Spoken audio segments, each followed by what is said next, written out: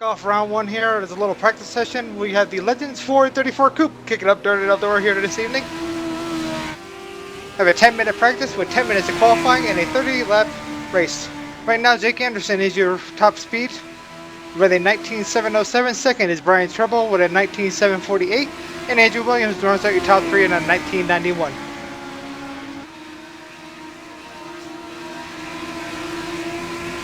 Outdoor is a half mile all dirt and here in Ohio. Should be really good racing tonight. Want to thank Loose Lug Nuts and Over the Top Paints for kicking this series off this evening. This is again the test session and see how it goes.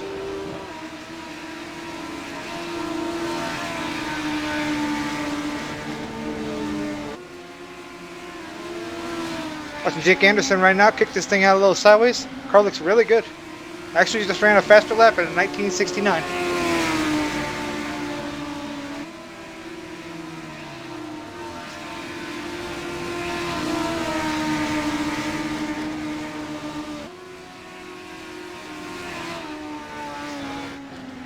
Got Brian Misko Jr., who is in 5th place at a 20.030 in front of him.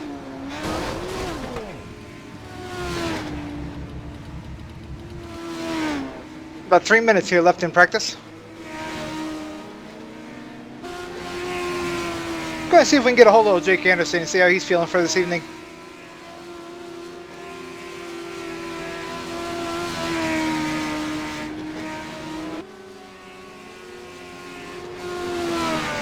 Jake, it's Panic up in the booth. You got a copy? Good copy. How's the track feel, bud? Track feels good. It's the low line has a bunch of grip. You just gotta hug that inside line. It seems like the track's coming into play. Do you see an outside groove coming, or you don't think so? I do not see the outside groove playing a factor in this race. These cars do not have enough power to get enough launch off the corners. Copy that. Thank you, Jake, for taking the time to shoot it with him, and good luck tonight. Thank you.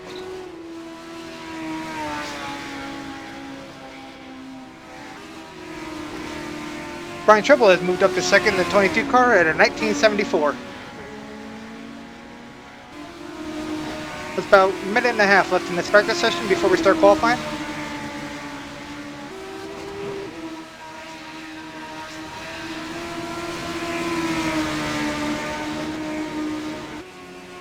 Bob Wills, just like Jake Anderson said, everybody pretty much running the bottom here, except for Bob, making me look like a liar in this corner. He goes up to the outside. People still trying to figure out this dirt stuff. Remember, this only came out like 2 weeks ago.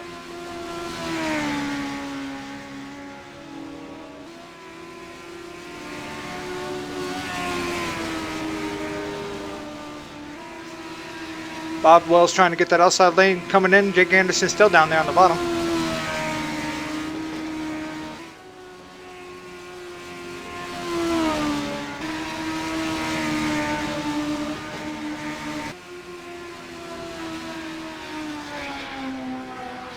Looks like we got about 12 cars set to battle here tonight at Eldora for the opener here with the Legends car.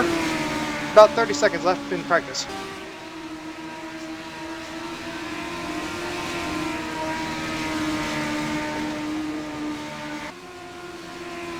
Jake Anderson just ran an even faster time in a 1953 late in practice. Track seems to be coming in quite nicely.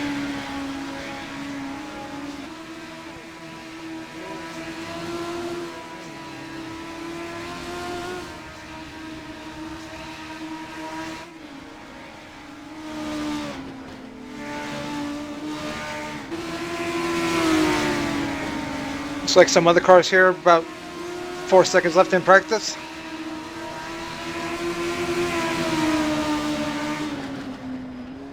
We have open qualifying here that will start here in about 10 seconds. Only the top 10 will advance to the main tonight.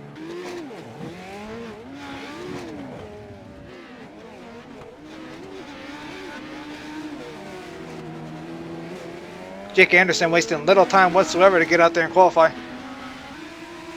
First one on the track goes into turn 3.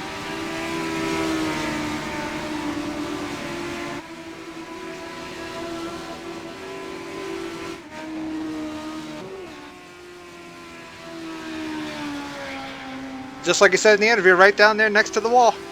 That's a crazy line to run at Eldora. If you do it in 3 and 4, there's actually a bump right at the beginning of pit road that will skew the car and send it to the wall. So you gotta have a little bit of guts to run that bottom lane here at Eldora.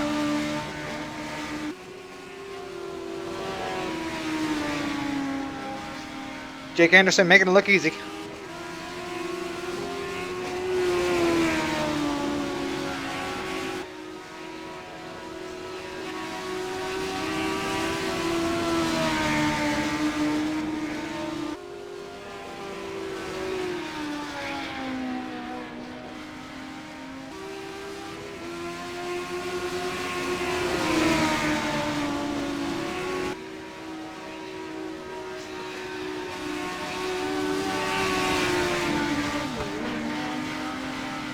Jake Anderson running faster than he did in practice. He runs a 1941 here in qualifying. Brian Tribble second with a 1972. Third is Craig Compton in a 1977.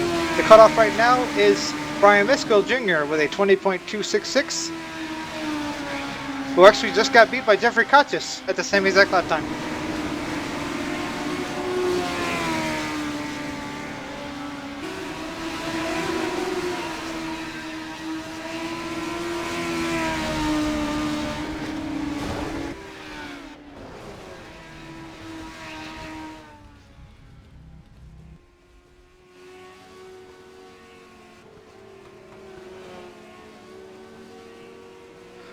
Take a look at Brian Tribble here.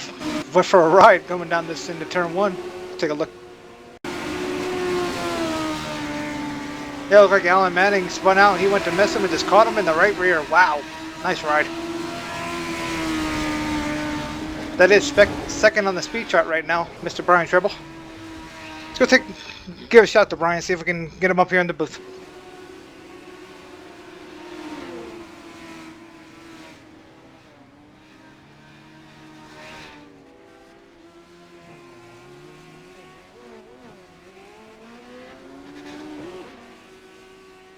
Hey Brian, it's Panic up in the booth. Got a copy? Hey Panic, how's it going tonight? Good. Look, how's it going for you? Looked like that was a nasty ride just a minute ago. I got out of the car, okay. Right now I'm just staying off the track. I don't need to help anyone else with drafting right now.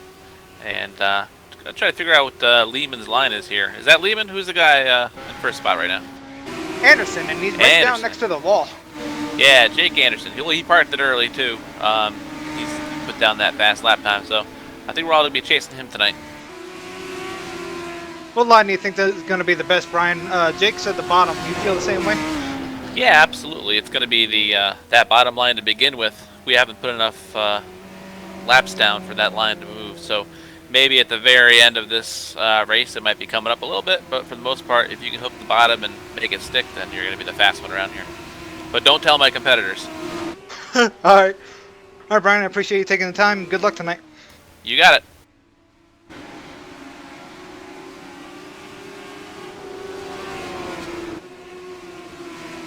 Bad Bob Wells and Jack Watts out here having a little battle, trying to gain spots in the time chart. Right now, Brian Miskell Jr. has the cutoff at a 20.060, and Jeffrey Kachis is one spot behind him at a 20.216.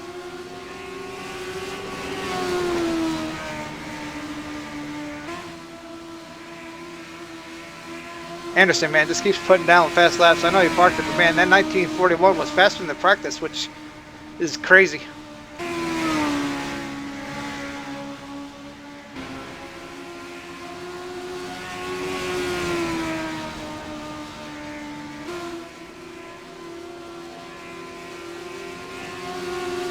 Wesley Whitefield, he's 5th on the speed charts at a 1982. Look, he's about running the middle lane.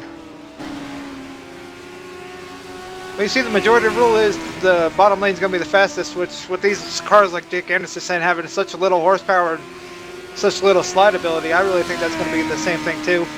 You have to run the bottom to be fastest and hope that she sticks the whole 40 laps. 30 laps, excuse me.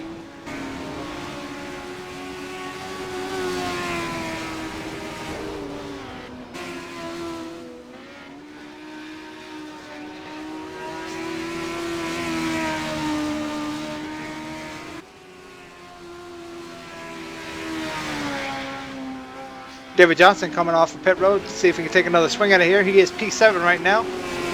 His fastest lap is a 1994. The Jack Daniels 00.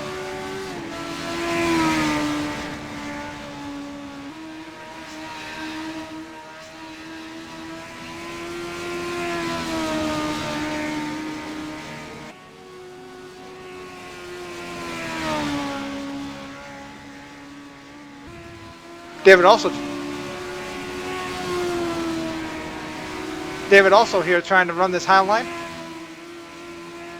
As soon as I say that, it was the middle.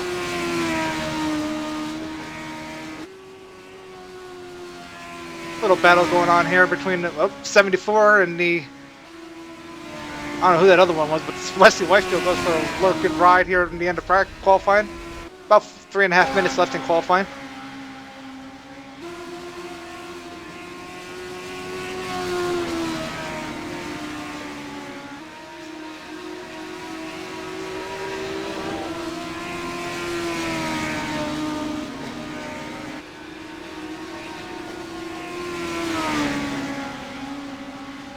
Dirt real Tetris. Once you get out of the groove, out of the preferred line, the car snaps on you. Just you don't know how to expect it.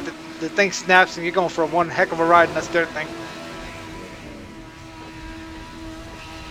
We'll take a look at old Andrew Williams in the 049. See how his car looks. He's P7 right now at a 1984.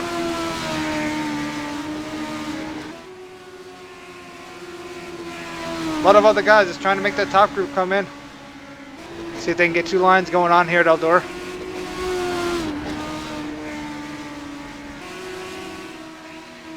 Two and a half minutes left in qualifying. Jeffrey Cutts is still 3/10 behind Jack Watts to make the cutoff. Him in the 63, he's out there trying to get in that cutoff for the top 10.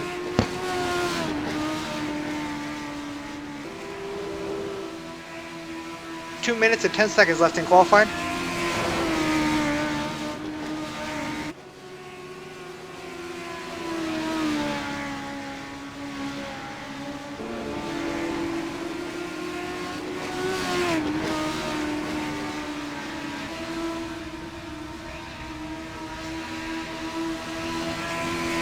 Take a look at Justin French here in the number 15. He does run the late models out in Real Saturday Night Life, so he should be pretty decent here. Let's see what he runs.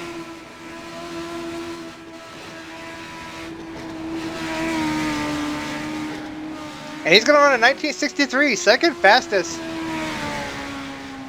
That will knock Jack Watts out of the top 10. Remember, only top 10 advance to the main feature with about 1 minute and 10 seconds left here in this qualifying.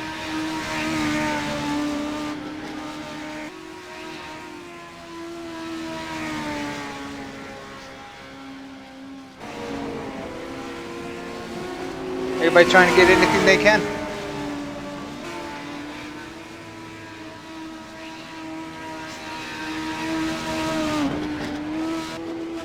About 50 seconds left here in qualifying. Matthew Hebner has the cutoff right now at a 1996. Jack Watts is a 1999, not fast enough.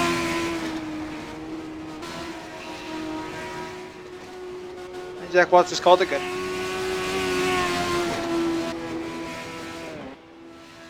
"30 seconds left in practice. If you don't cut a lap now to try to make that top 10, you're not going to make it."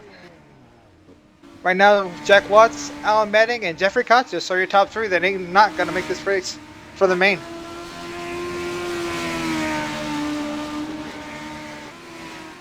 And Alan is the only one out there still trying.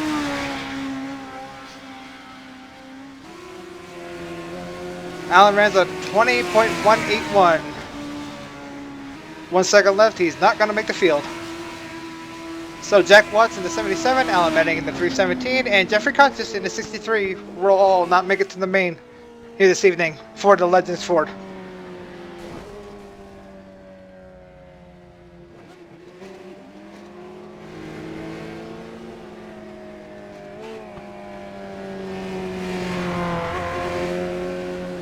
Get ready to start here round one with the Legends Ford presented by Over the Top Paints and Loose Lug Nuts Racing. A little Saturday Night Dirt Track action. My name is Robert Panic Matthijs, and I'm glad you're here to join us. Let's take you through the starting lineup for the Legends race. Pole sitter will be Jake Anderson in the 25. Second will be the number 15 Justin French. Third, the 049 of Andrew Williams. Fourth, the 22 of Brian Tribble. Plus, fifth place will be the 96 of Craig Covington. The 00 of David Johnson will be 6th. Seventh, we have Bob Wells. Alongside him, Wesley Whitefield. And rounding out the last row will be Brian Miskell Jr. and Matt Hebner in the 99.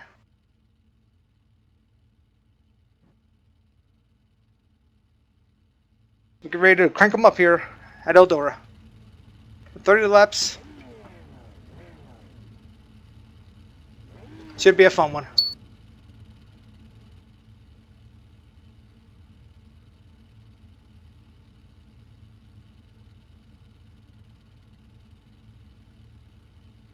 Cars get set to roll off here.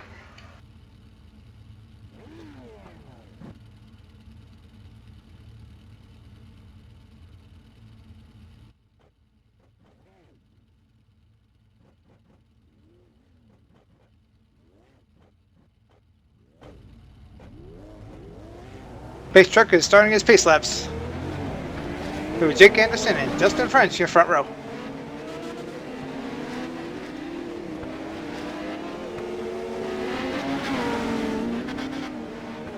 Once again, I would like to thank Over the Top Paints and Loose Lug Nuts Racing. This is round 1 of 4 for this evening. The Legends Ford at Eldora right now for 30 laps. Guys, get ready to go green here.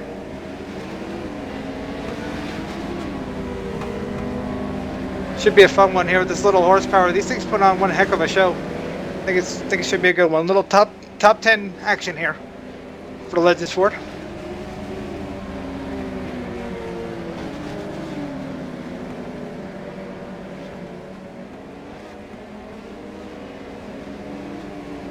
"78 degrees here at Eldora, 86 on the track temp, but nobody cares because it's dirt." Pace truck comes out of turn 4 and ducks inside. We are green at Eldora.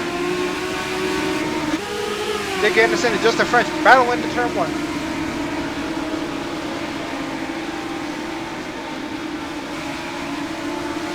Nick right down to the bottom, just like he said in the pre-race. He'll take the lead going into 1.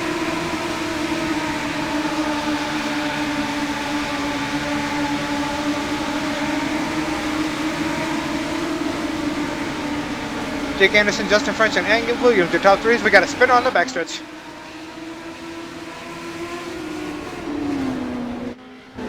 Looks like that was the 22 of Brian Tribble. Let's see if we can see what happened to old Brian. Goes into turn 1 here and just hung it out way too much. Got a little loose and got a little love tap. He goes for a quick spin as we're under caution at Eldora.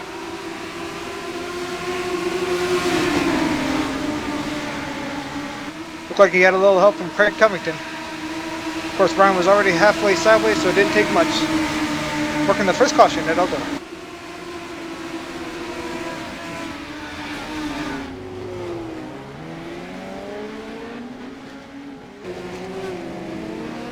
We are 4 laps into the Eldora race here. Jake Anderson, Justin French, Andrew Williams, David Johnson, and Craig Covington, your top 5.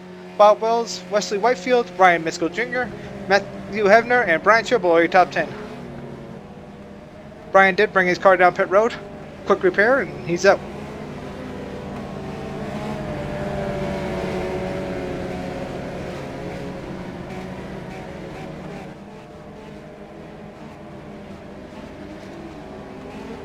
Lights are on the pace truck, so at least do 1 more lap.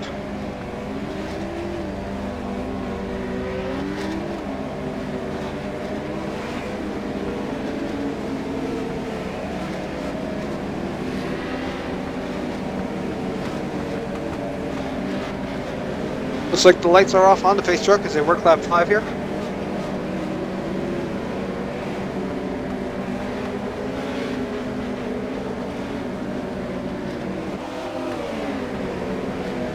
So again, this is a single file restart. As they barrel over turn 4, we are back underway. Dick Anderson with a nice start. Third place driver did not get going. I believe that was Andrew Williams. Yeah, Andrew Williams did not get going.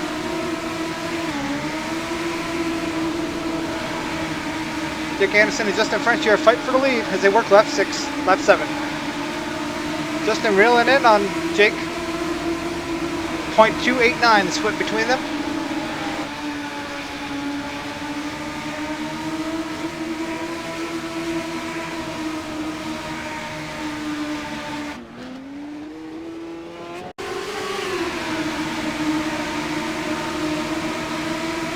Third place battle here between David Johnson and Craig Covington. Craig taking the bottom line in the 96. Gets a little loose. Woo! That's going to give the 00 the position as Justin French in the 15 is closed in on Jake Anderson.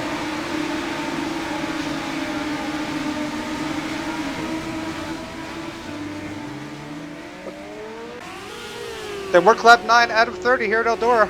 Jake sticking to the bottom just like he said in the pre-race. Justin right on his tailpipe as they go into 3. Justin looks to the outside of the corner of Jake Anderson.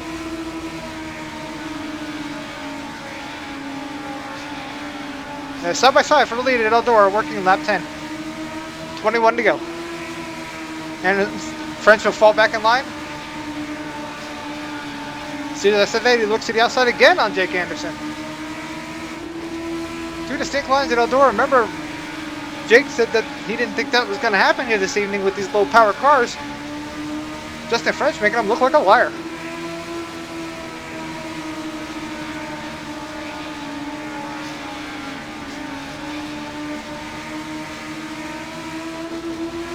Top 3 at the moment are Jake Anderson, Justin French, and David Johnson. It's a work lap number 12. Nice little battle for the lead.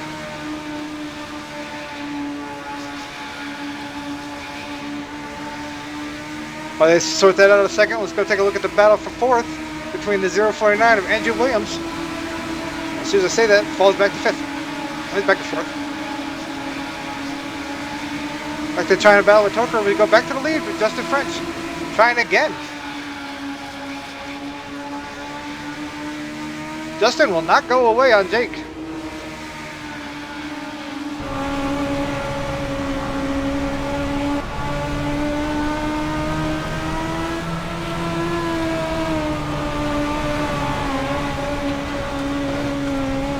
Let's try that bottom lane, moves Jake out of the groove a little bit. That's going to give you the new leader as we reach the halfway point.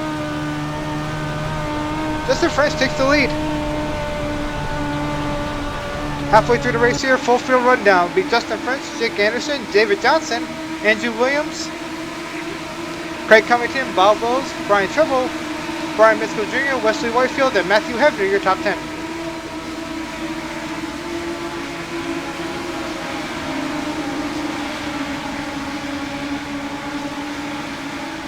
'96 and Craig Covington trying again to get by Andrew Williams.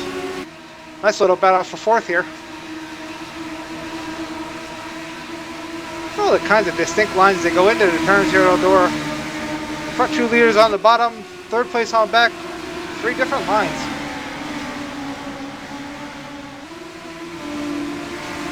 David Johnson is 00 just saying, let me leave. 96 Craig Covington says, no, I will not. As he's got that 96 car working that bottom, he gets a little loose off the 4.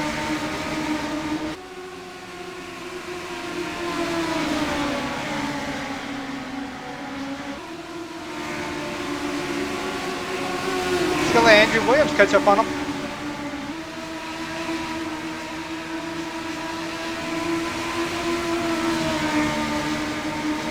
Like the lead here, Justin French pulled out a little bit on Jake Anderson. He leads by half a second as they work lap 19.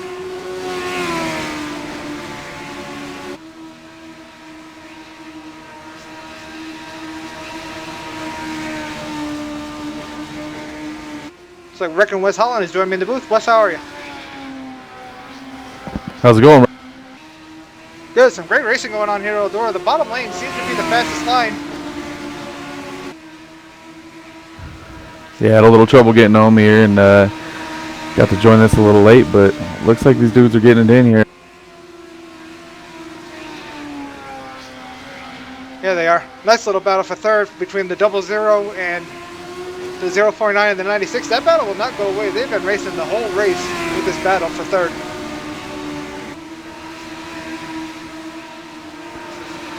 Yeah, looks like that high line is just prevailing right now. I mean, these guys can catch up to each other and try to throw a move, but that high line's just got so much momentum off the... To say that the 96 of Crane Covington, you see it locked down there on the bottom. So we're 8 laps to go here at Eldora.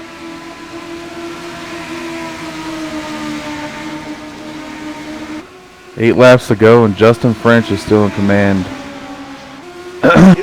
He made 2 tenths on that lap. He's actually pulling away from Jake.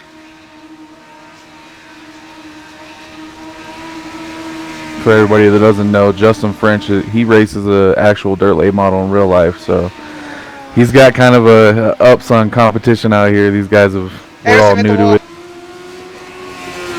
Yeah, he just slapped the wall pretty good. Didn't seem to hurt that 25 though. I mean, it hurt him on the speed chart, but it didn't seem to hurt the car. Yeah, he was definitely catching them there for a second. I mean, it's hard to catch people on dirt. One messed up lap and you're on top of somebody. The next lap you're 7/10 behind. Still looks like he's trying to reel him in. Andrew Williams did get around David Johnson for third. That battle will not go away. Andrew in the 049, David Johnson in the 00, with Craig Covington in the 96. That's going to be a good battle for third all the way to the end here as we reach 5 to go. I'm still watching this lead battle up here.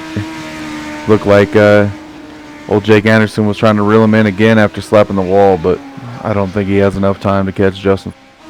David Johnson goes to the inside on Andrew Williams. Williams gets a little loose. That's going to give David the run down the backstretch as they come to 4 to go at Eldora.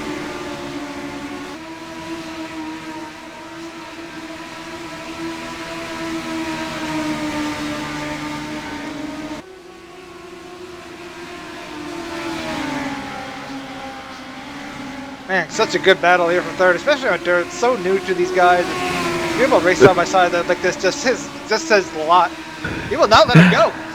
It takes so much to get these things wound up. You can tell that they're struggling.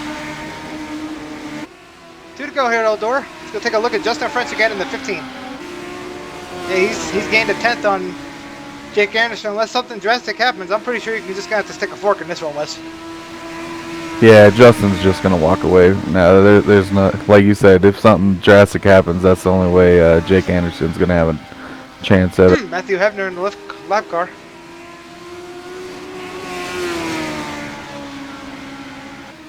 Yeah, he's not gonna have enough time to cause any issues with.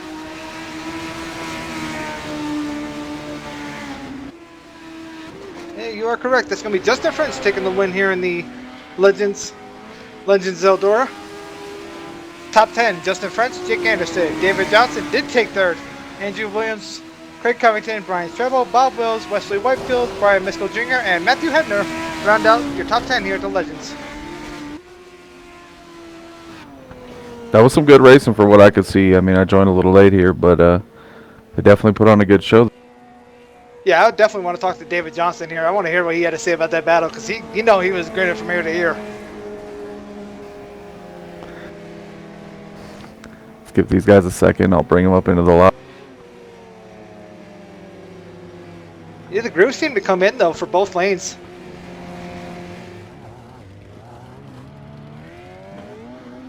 Justin doing the old mandatory pace lap here at Eldora. Oh, guess not. He just bring it in. Just went backwards.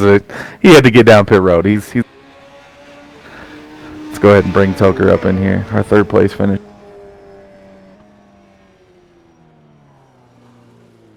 Toker, it's Reckham and Panic up in the booth. You got a copy? Yeah, go ahead, Panic. Man, I don't know how it looked in the car, but that looked like a great third place battle. Yeah, it actually was. It was kind of vanilla there for about the first 20, 25 laps, and then he passed me and did a crossover, and it got a little nasty. So, yeah, it was a lot of fun there the last 7, 8 laps. seen you utilizing the bottom, the top, the middle, wherever you could go to get some speed. But great job out there. We appreciate you guys being out there on the track and putting on a great show for the fans at home. Anybody you want? Sorry to cut you off there a little bit at the end, but yeah, I want to thank Bob, Tribble, Tim, John, everybody for throwing this together. It was a lot of fun. But yeah, I was trying to utilize the bottom until I realized I wasn't using all the bottom when he started getting underneath me, so I had to go even lower. So I was putting my hand out the window, seeing if I could touch the wall the last 5 laps to, make sure I was down on the bottom.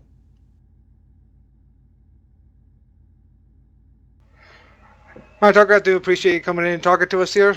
Good run for you. I hope it continues the rest of the night. Yeah, I hope it's not the highlight. I'm looking for a second in the next round. All right, but good luck. Thank you, sir. Good luck to y'all, too. We get a hold of our second place finisher here, Jake Anderson.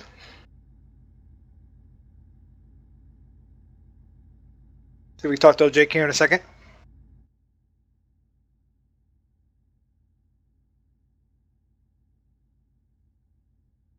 Jake Hispanic up in the booth, got a copy?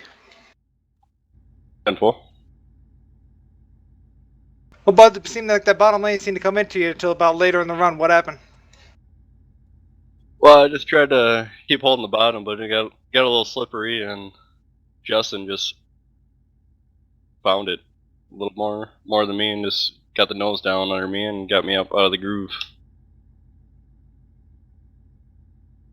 It seemed like the more the race progressed, the more that bottom got slick. It looked like he tapped the wall going into turn 3 there towards the end of the race. Yeah, towards the end of the race, I was just searching, trying to find more speed, but never found that. All right, Jake, I do appreciate you taking the time. Is there anything you want to give a shout out to? Nope. All right, but thank you and good luck the rest of the night.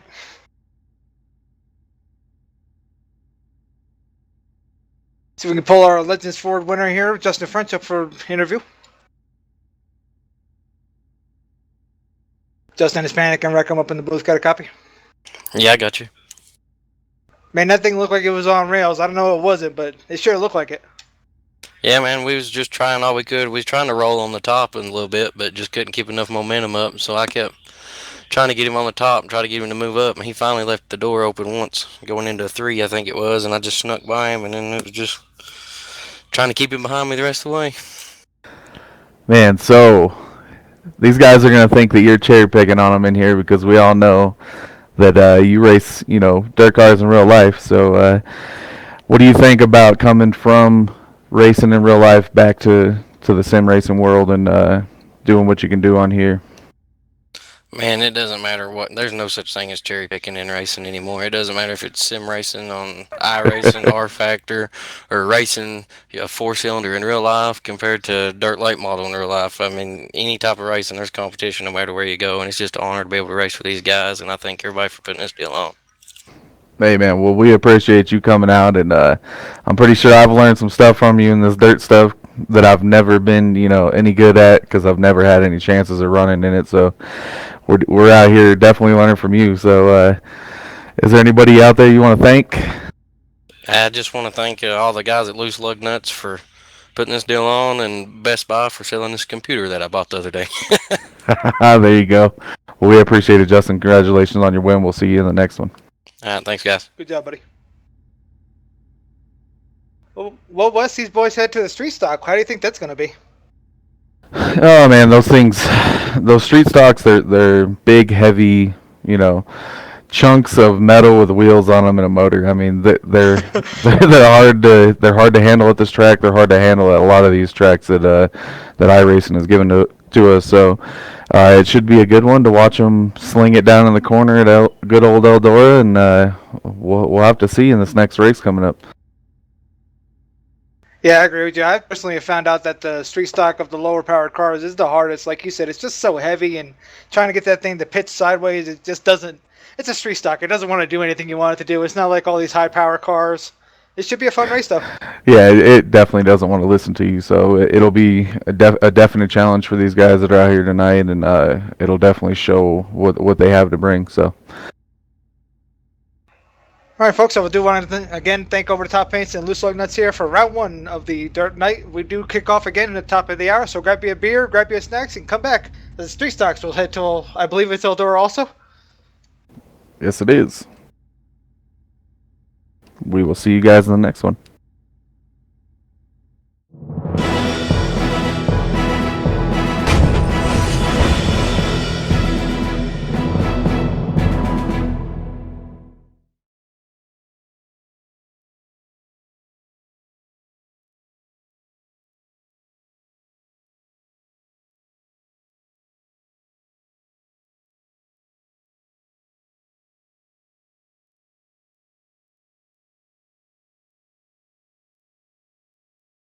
From Pasco County, this is Wise Guys.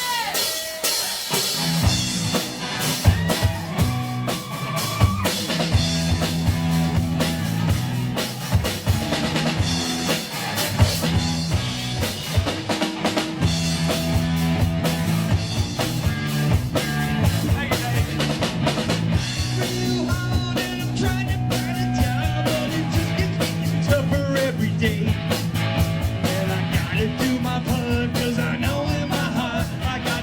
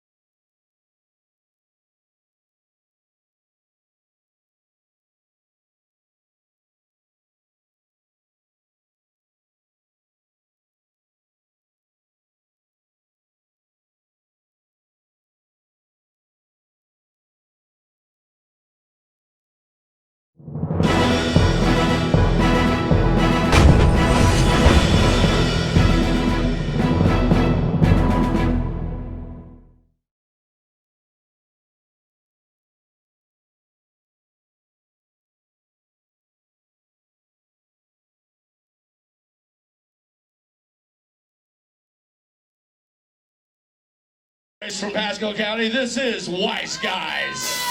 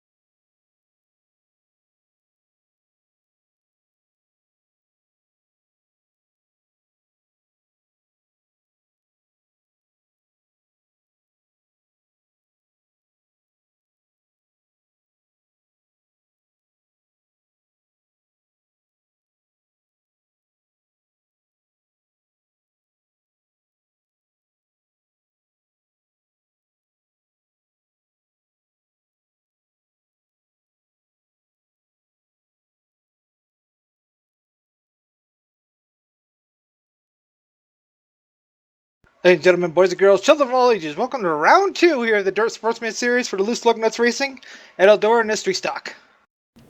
The street stock.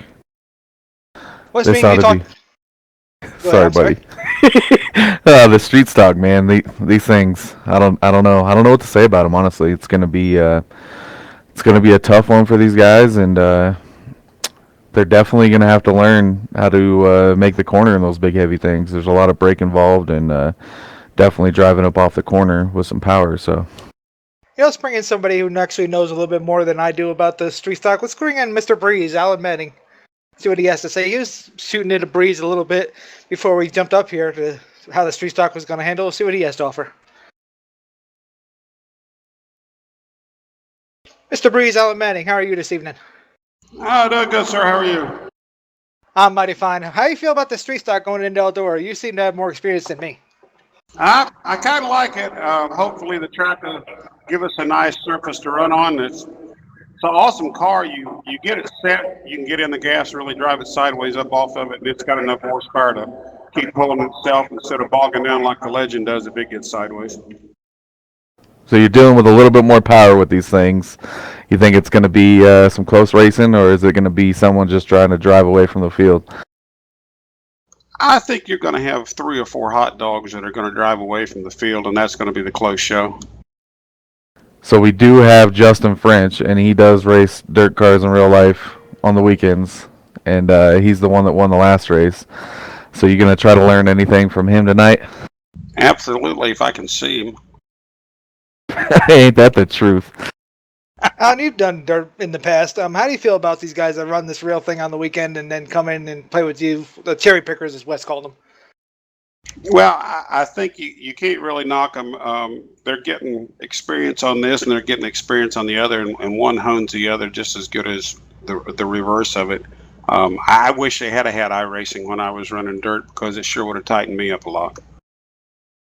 Yeah, you can definitely learn from these guys, and to have people that actually run in real life come in here and show you the little tricks they use in real life to get the car to handle right helps us out. The guys that don't race in real life are just sim racers.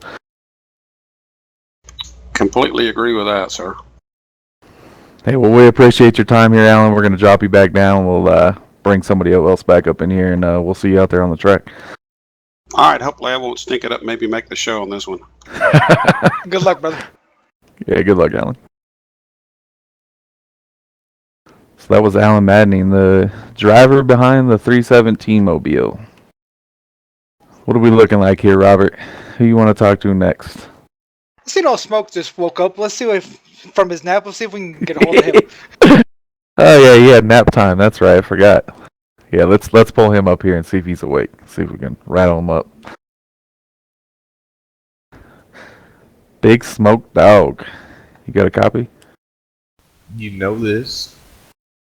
Hey, you're live right now, buddy. We have a little intermission time in between races. We want to bring you up here and see what you've been up to. See what you're doing for tonight.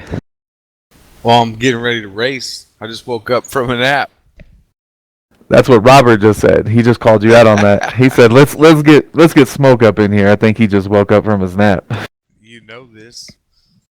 Smoke, you ran the Eldora the last couple of weeks that it's been out. How do you, or running at Eldora in the street stock? How do you feel it's going to be tonight here going in this round? Well, it's gonna be sliding them sideways and letting it hang out for sure. These big old heavy tanks. You love driving tanks, don't you? I do, and I've never slid a tank sideways, so this will be fun tonight, right? Yeah, it should be a good one, man.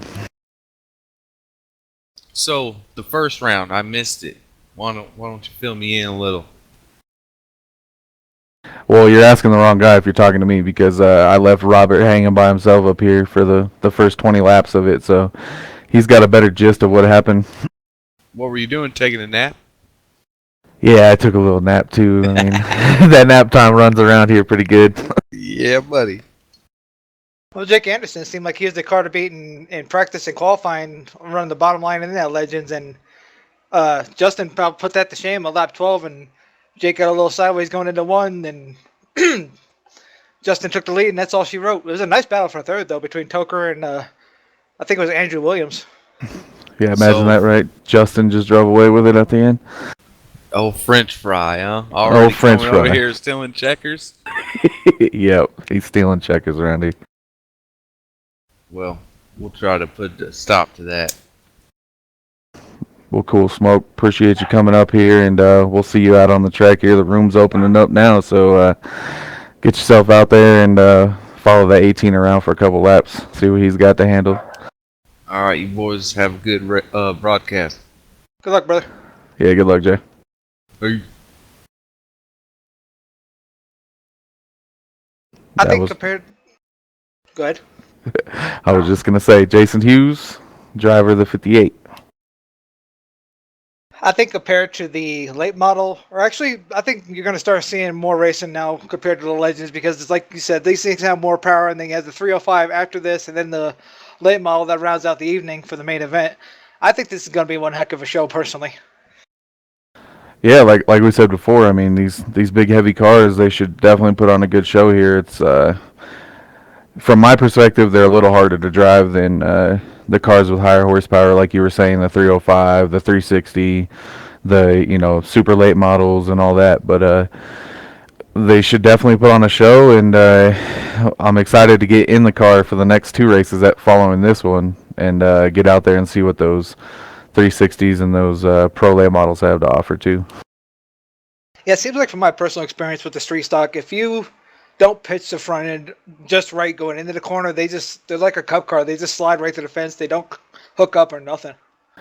Yeah, they're definitely temperamental with throttle control. You really have to get on and off the throttle at the right times to get them to set down in the corner right. And like I said, they're definitely a handle because they're underpowered for what their weight is, and they're hard to get used to driving them off the corner. They want to straighten out, like you said, and just plow the wall down. So they should have their hands full tonight figuring out how to run this place. We've done some practice races in the last week while we've had dirt on iRacing, and they've had some time to figure them out. But there's definitely some learning curves to advance on tonight. See the sun starting set here in Eldora. Do you think that the track will be any different, Wes, going from day to night here? I mean, as the sun goes down on this track, it's definitely going to bring the speeds up in the cars, and they're definitely going to be faster. They're going to run faster lap times, and in return, that's going to wear that track out a little bit faster. So we should see at the end of this 30-lapper what the track looks like, and should tell us what we have to offer for the sprints and the late models later later in the night. Once again, this is the Loose Lug Nuts Racing Dirt Sportsman Series for round 2 here this evening at Eldora. Round 1 was won by Justin French in the Legends Ford. Right now we're in the street stocks. Once again, I want to thank Overtop Paints and Loose Lug Nuts Racing for putting this on. Again, this is a test session for these guys.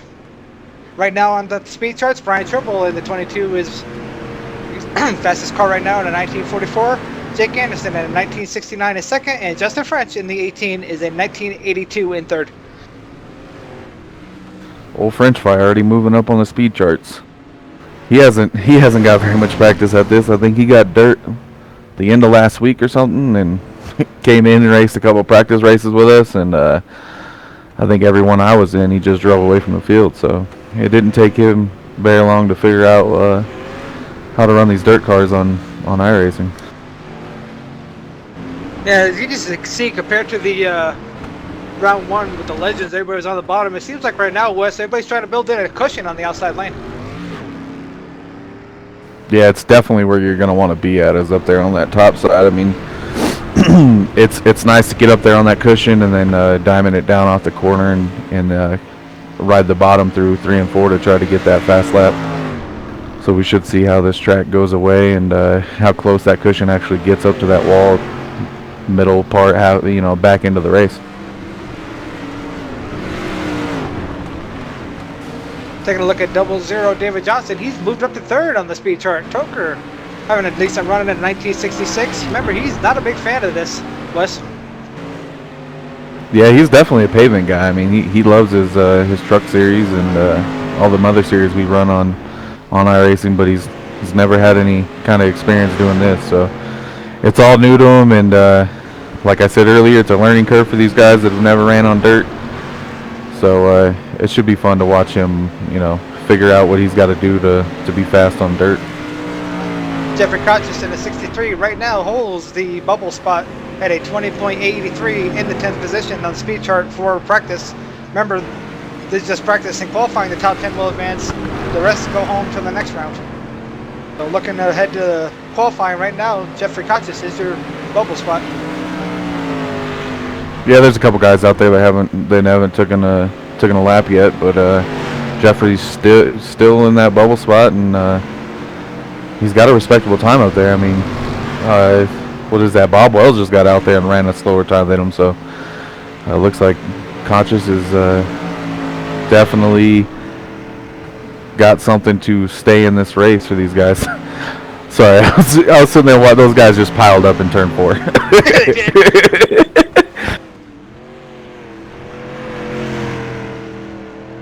Old French Fry took over the 3rd spot again on the speed charts. Brian Tribble still holding the top spot. I was gonna say let's go look at the 22, but he just put that Miller Lite Camaro into the wall. He's still riding the wall. Maybe he found some speed up against that thing. I don't know if that's the kind of speed I'd want. Yeah, I don't know either. You can see Man. compared to the Legend Ford how arced out these cars are. Yeah, they're definitely pitching them sideways about, you know, 3/4 of the way down the front stretch to get them down in that corner.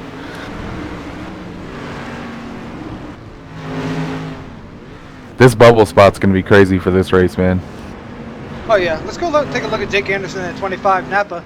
Remember, he was the fastest guy in the Legends through the practice and qualifying. Right now, runs a 1961 in 4th position. Yeah, he's got a battle going on with Cotchis here. 2 different completely ways to get down in the corner there. Jake Anderson was sideways before the corner even came to him, and Cotchis was kind of trying to drive it straight through there.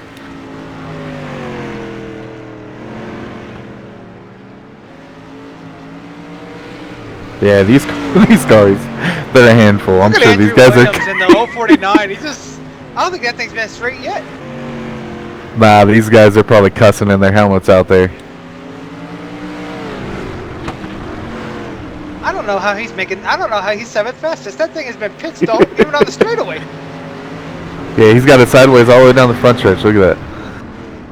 Oh, Give him one more sideways tap. Oh, they're gonna pile in there. It's kind of a rough spot where he landed right there, right at the exit of pit road. Everybody's trying to dodge him. If he ever takes a minute before this this practice is over here in a minute and a half, I want to ask him how that car is handling, because it don't look like it's handling at all. I think it's just thinking it's his technique he's got going on right now. I think he just wants to be sideways all the time. James Lehman takes the top spot here in practice right now in the 81 and 1938. About a minute and 5 seconds left in this practice. As soon as I say that, I curse him. I curse him.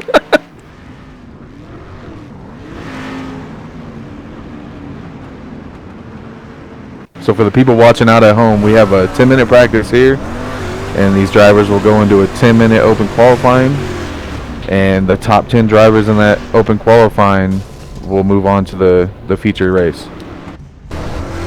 15 cars in this one, so 5 of them will go home after qualifying. Gonna be fun. Yeah, that's a tough one to have to swallow there, to come out here and try to put a lap down in 10 minutes and not end up racing if you don't make it into the top 10. 20 seconds left at practice. Jake Anderson showing his muscle. He just moved to the top of the chart at 1926. Justin French. James Lehman just took him over too. I heard him come over the radio and say that Jake's not fast yet. So they got a little friendly competition going on out there as Lehman takes the top spot in practice.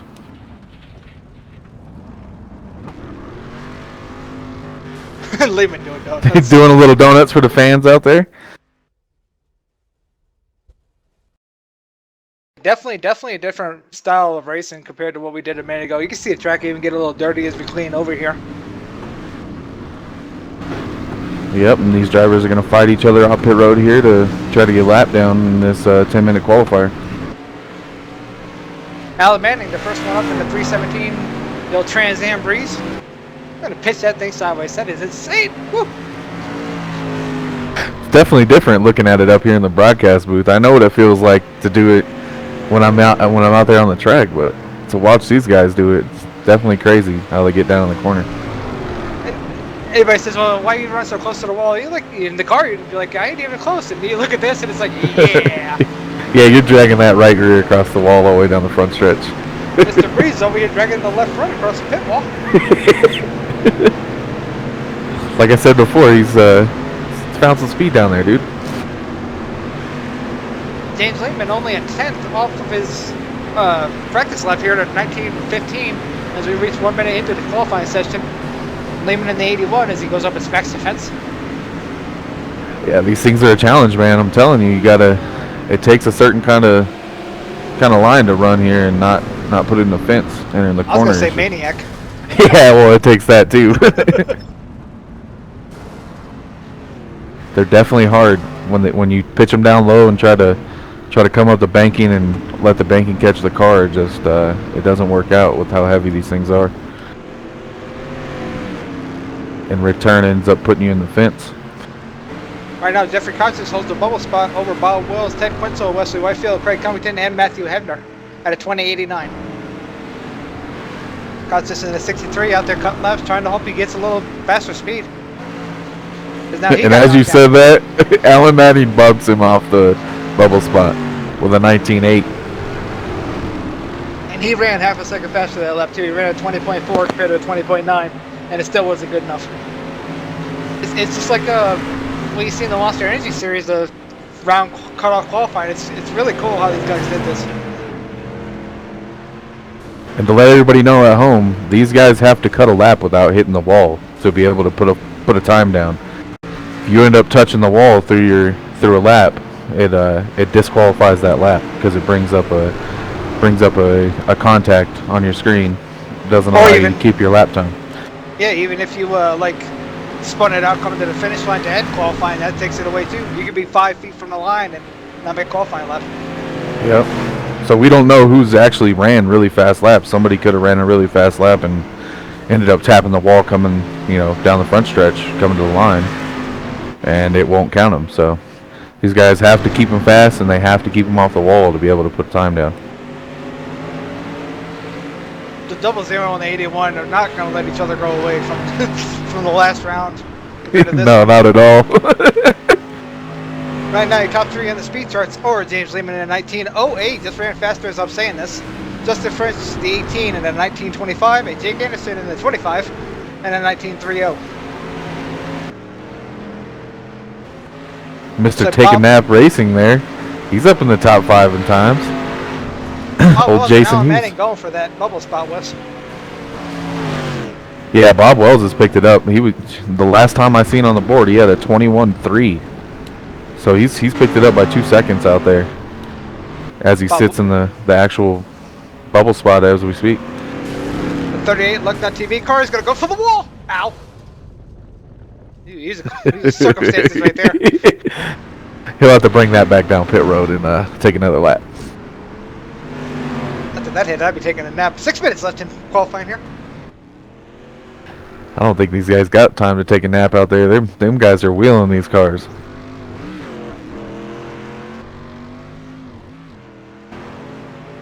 Triple in the 22 Miller Lite said he had enough. He's sitting up pit road. Just going to watch practice here.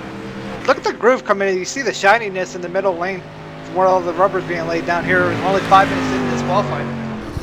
Yeah, it's not going to take long with these big, heavy cars to put a slick spot in the middle of this track. These things, they get down there and tear that middle groove up, and definitely going to put down some rubber.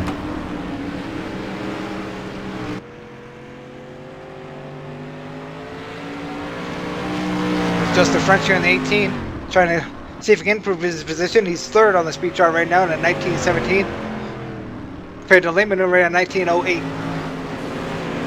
Such close times. Yeah, these guys are not far off of each other. They're definitely going to be on top of each other when the race comes to hand. Yeah, I mean, from the pole sitter to the cutoff is 6/10. You can't even snap your fingers at 6/10. Right now, the cutoff is still Bob Wells with a 1965. Wesley trying his butt off at a 1968. That is close, gentlemen.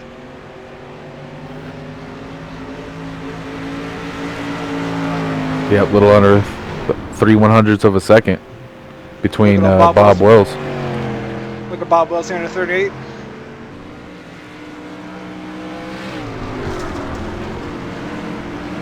He's got it right. He's up there in that. He's on that high groove, riding that cushion, looking for speed up there. You can see as he enters the corner, the dryness of the track starting to come into play here as he's that Lug.TV Wise Guys Camaro. Yeah, he's definitely slipping and sliding there. It's hard to get grip if you get back under that throttle a little too fast. Definitely gonna pitch that back end around. He looks like he's smooth out there right now. He just cut a 19.5 and moved up to 9th place, so he's got one spot between him and the bubble spot now.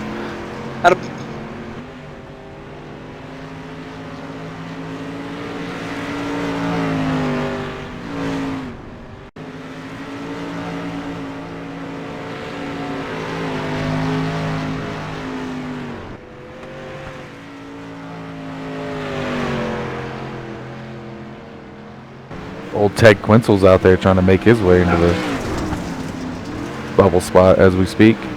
Looks like he's putting down some laps. He's Camel only Tony about a 84. 10th. Yeah. He's gonna go around. He's got to hurry himself back up, get him back out there. He's only got 3 minutes. Just to say this, he's gone. He reset and got back out there. He knows. He knows he's 2 spots out of the bubble, and he's got to put some laps down here to be able to make this race. You think back to Phoenix in the Cup Series for the real life. Kevin Harvick beat Carl Edwards by what, 0.2 or something like that, and that's literally what the cutoff is between Ted and Craig Covington right now, 10th and 12th. That's insane. Yeah, it's definitely it's a close margin there. Ted's really trying to get out there and get another lap. He's just not having good luck with getting off pit road without getting clipped by drivers out there cutting laps. Bob Wells is just getting after it in that 38 car. That Lug.TV moved up to 6th on the speed chart. West, he's found something. Yeah, he's up to a 19.3 now, so he's definitely found his groove, and that high line's treating him right. A little under 2 minutes left here in qualifying. Justin French, James Lehman, David Johnson, Jason Hughes, Jake Anderson, Bob Wells, Brian Tribble, Jack Watts, Andrew Williams, and Craig Covington are your cutoff right now. This will put Wesley Whitefield, Ted Quinzel, Alan Manning, Jeffrey Cottis, and Matthew Hebner out of the show. Matt has not cut a lap in this practice session. Ted Quinzel just moved up to 11th with a 19.6.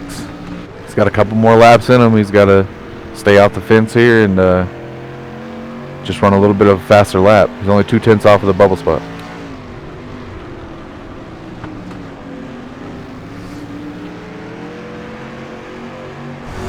We're on board with Ted right now as he tries to chase down this bubble spot. He's got the line going. He just needs to pick the speed up here. Looks like he parked it in the corner there. He's trying his butt off right now, bud. He's really trying hard. Yeah, the track's just not giving it to him. It's so slick right now. You can see it even right there. Yeah, It's hard into the jeez. wall. See if he can't get out there and grab another lap.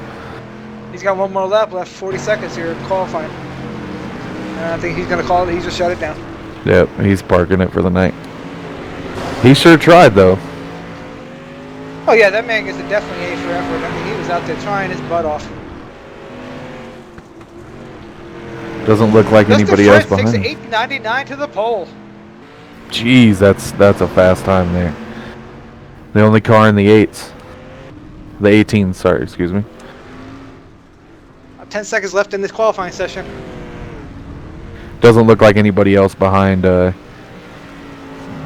96 Craig Covington's going to be able to surpass him in lap times. Looks like everybody's off the track behind him.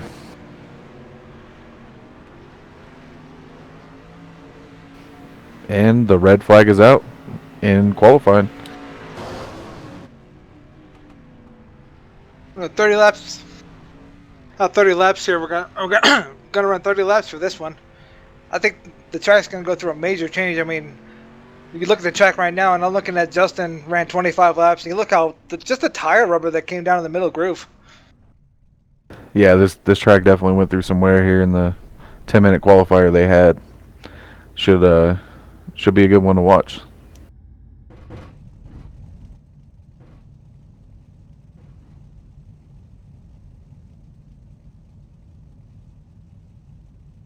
All right, let's take it down trackside for the starting grid for the Eldora 30 here. Justin French is your pole sitter. Alongside him will be James Lehman. Justin ran a 1899. Lehman ran a 1908. That is close. Starting third would be David Johnson in the 00, and outside of David Johnson would be Jason Hughes in the 58. Denver Broncos Chevy Camaro. Jake Anderson in the Napa 25 will start fifth. Alongside him will be a Lugnut TV number 38 of Bob Wells, starting sixth. Starting seventh inside would be Brian Tribble in the number 22. Outside of Brian Tribble will be the number 77 of Jack Watts. Andrew Williams in the 049 will start ninth. Alongside him, the 96 of Craig Covington will be your final of the field. Craig barely squeaked it in there on time. Yes, he did. And Craig ran a 1946. Ted Quinzel did not make it, ran a 1965. That is just ungodly close. That's hard to stomach, like I said before. To just, not be able to make the race by a tenth or 2/10. It's tough to, pack it up and have to go up in the grandstands and watch it. Gonna be one wild show, though, I believe. Jarvis did get the command to start motors here. About 15 seconds, we'll start rolling off. Waiting for that nice Chevy Silverado pickup truck as the pace truck to lead them off pit road here. Sun sets here in Ohio for the Eldora Speedway. 78 degrees, track temperature at 80. Winds of the north at 2 miles an hour. A little contact up pit road. Hey, these guys are ready to get out there. Dick Tucker forgot where his clutch was and pulled it by accident. Pace truck is off pit road. These guys are making their way off into turn 2 down the backstretch here for their first pace lap of 2. I think that might have been Toker saying, I can see your back bumper there, Justin. Might have his handful out. He might have his handful out there with these guys behind him. It's anybody's race out here. Oh, Hughes starting out there on the outside line. Second row outside. That's a very nice Tony Stewart tribute car right there. That Bass Pro that over the top paint's made. Very beautiful Camaro. They start stacking up again. as he runs it in the back of James Lehman up there in that Monster Energy.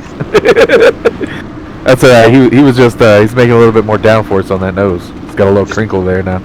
Wouldn't be Tony Stewart if he didn't run over the car in front of him on the pace up. Pace lights are off the pace truck as we get ready to go green in Eldora. Pace truck is off. Waiting for the green here. We green are flag. green in Eldora. Justin with a decent start did not get a very good one. Oh, he's gonna slide it up in front of Lehman. Lehman's got enough room out there. Oh, smoked in the fence.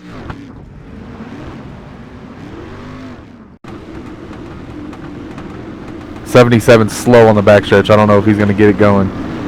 Battle for the lead here between Lehman and French.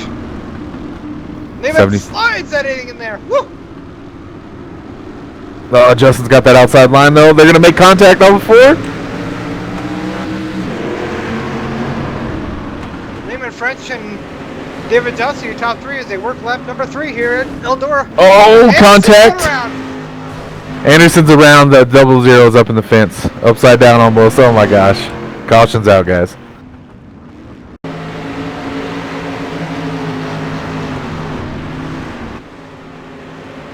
Yeah, we're getting word that the 77 and the 38 got into it right off the start, and I had looked back and seen Jack Watts. He was having trouble getting off the track, so it's unfortunate for those two guys.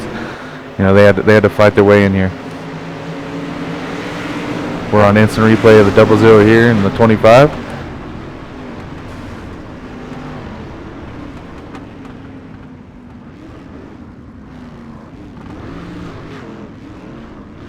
Looked like Tucker just got 2 kicked out sideways and the 25 was there.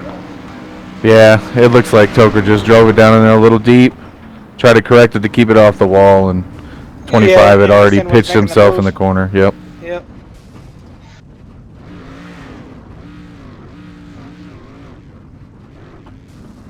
A lot of action here. We're only 4 minutes into this. These guys can't get down pit road. This is a really hard pit road to enter for anybody out there watching this. It's real rough to get down there, and these guys are having trouble.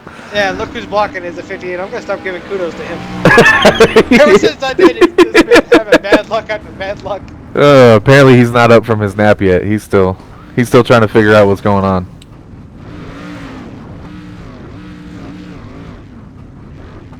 Yeah, as we look at it now, these guys are stacked up on pit road. That's enough opening for about 1 car, and these guys are trying to shove about 4 or 5 of them 5 wide through pit road entrance. Yeah, it looked like Jake just missed it by 2 inches, caught the water barrel, and then Craig Covington, Jake Anderson, Toker's just back there doing donuts. Bob Will's also involved. Oh, what a mess.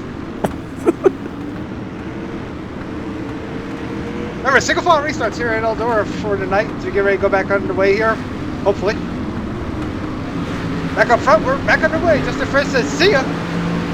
Yeah, Justin French with a commanding lead there. That single file restart really helped him out. They've been not going away though. They take the bottom lane going into 1. These guys are going to start battling, and old Brian Tribble back there in the number 22, Miller Lite. Smoke Hughes in that 58 trying to make up for that mistake on pit road there. He's got something to prove now. He's definitely got something to prove now. Battling with Andrew Williams. Yeah, those guys they got a good battle going on there. Jay's taking the bottom side. Andrew Williams up high. They're off the corner side by side down the front stretch. Back to the battle for the lead here. James Lehman, I don't know why I get those confused. On the inside here, Justin French has found a run, does a slide job, and he was not clear. Woo! Oh, man. Let him go. Yeah, Justin cut him a break there, guys. Awesome I don't know if action here at Eldora for Ted Lepson. Let's go look at the 00 of Ted Toker and David Johnson. Yeah, he's there on pit road. He's got big issues. That car is crab walking real bad. I don't know if they're going to be able to repair that. Oh, he smacked the wall really, really good off of 2. He got in there, pitched it, went for the throttle, and it just climbed the fence. Caution's out. We got a caution on the track, guys. Trying to look back and see who this is.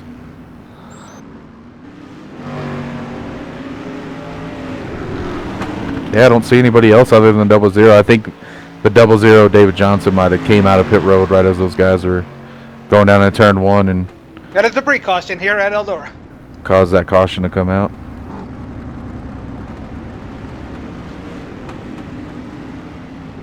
James Lehman still our leader here. Working lap 13. Work lap 13 here. Let's give you a full field rundown. Presented by Loose Lug Nuts TV, Over the Top Paints, and Loose Lug Nuts Racing. James Lehman is your leader. Followed by him is the second place. The 18 is Justin French. Third is Brian Trouble in the 22. Fourth, Andrew Williams in the 049. Fifth, Jason Smoke Hughes in the 58.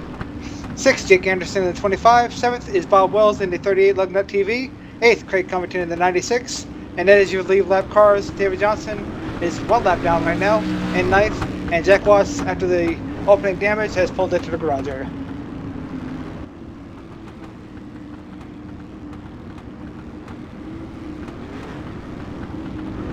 Oh, Wes, we've done half the race here. What do you see coming in?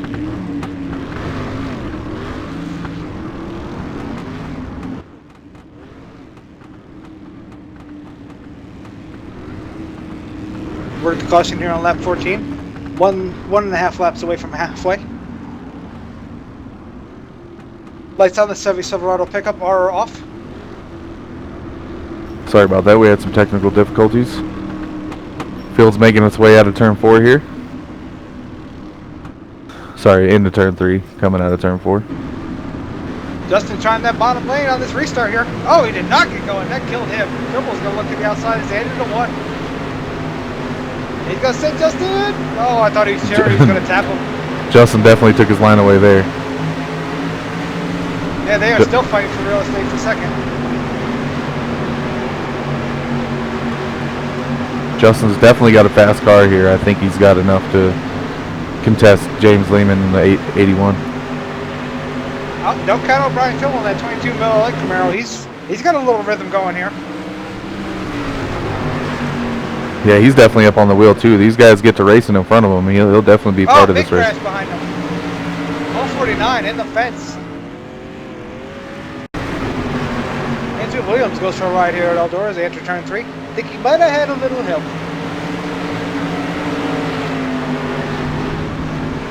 Maybe we're going to take a look at a replay here.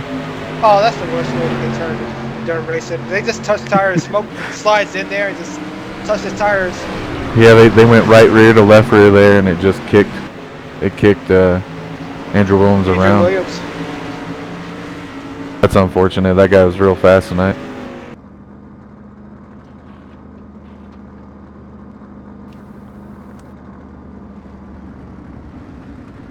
Kudos to Andrew, though.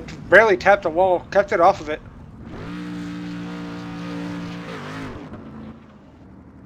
Back live up here with the leader, Justin French. What happened to James Lehman?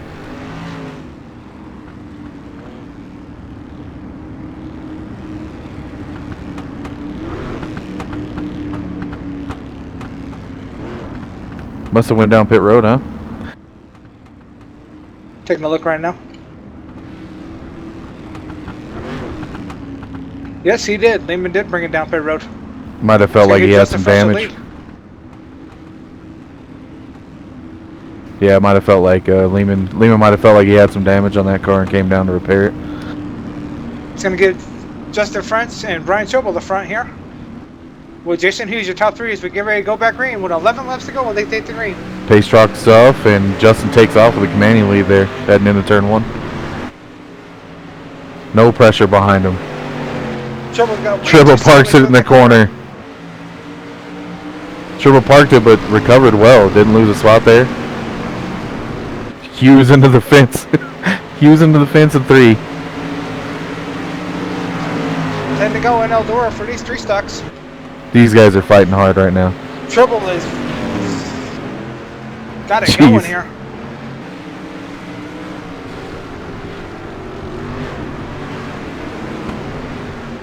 Justin French, Brian Tribble, Jake Anderson, your top 3.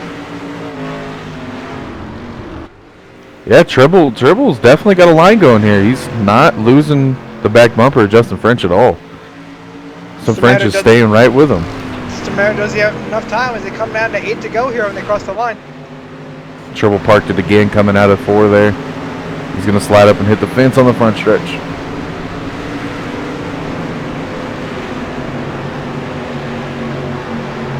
Justin French looking for 2 in a row to start this series here. Slow practices for the Sportsmen. Yeah, he's definitely looking like he's going to be a contender for this series. I mean, if he's going to show up week in and week out, he's definitely the car to beat. Tribble not giving up. Has not tried the outside lane here. They work 7 to go.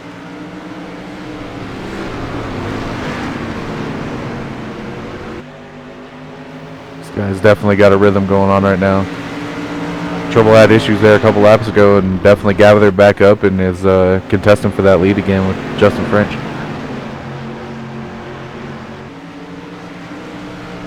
It's so hard to sling these things down in the corner and try to get a rhythm going to catch that leader while you're trying to drive that car off the corner. How about a yeoman's job to Ted Tucker and David Johnson in the 00. Back up to 7th after being involved in that, I believe it was lap 4 crash. Yeah, he's definitely working his butt off to try to drive through the field here. I think he's going to run short on time.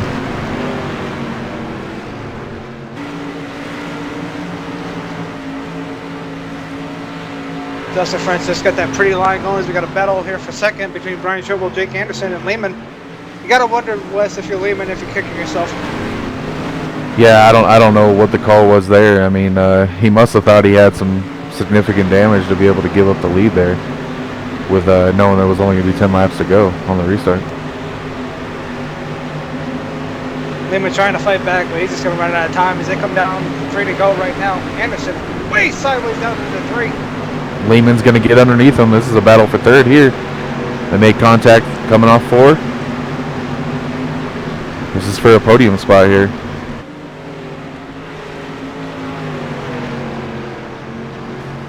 Oh, Lehman just drove it in there, and oh, that was a bad move, guys. Caution's going to come out. That's going to end the race for us.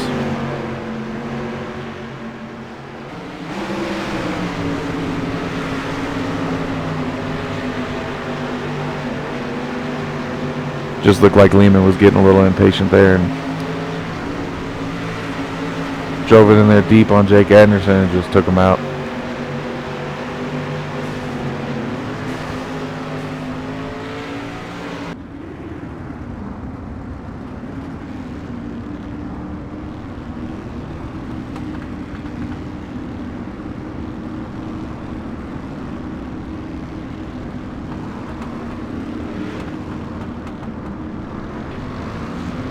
Going to give Justin French a win here for round 2. As he goes back to back, Brian Trimble second. James Lehman does take third after that maneuver. Yeah, I was still looking. 4th place will be Andrew Williams. 5th, Bob Wells. 6th, Jason Smoke Hughes. 7th, Craig Covington. 8th, David Johnson. Toker 00. Round up back to 8th after being a lap down. Jake Anderson 9th. And Jack Watch 10th. I was taking a look back at that replay, and that's a rough way to end this one. But we definitely seen some good battles out there, and these guys need more laps. That's what I want to see. Right? These guys are definitely putting on a show out there. Did a great job.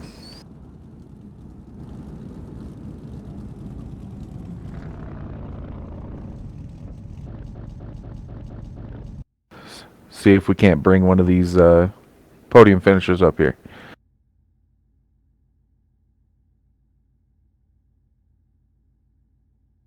Go ahead and see if we can get a hold of James Lehman in the 81 here.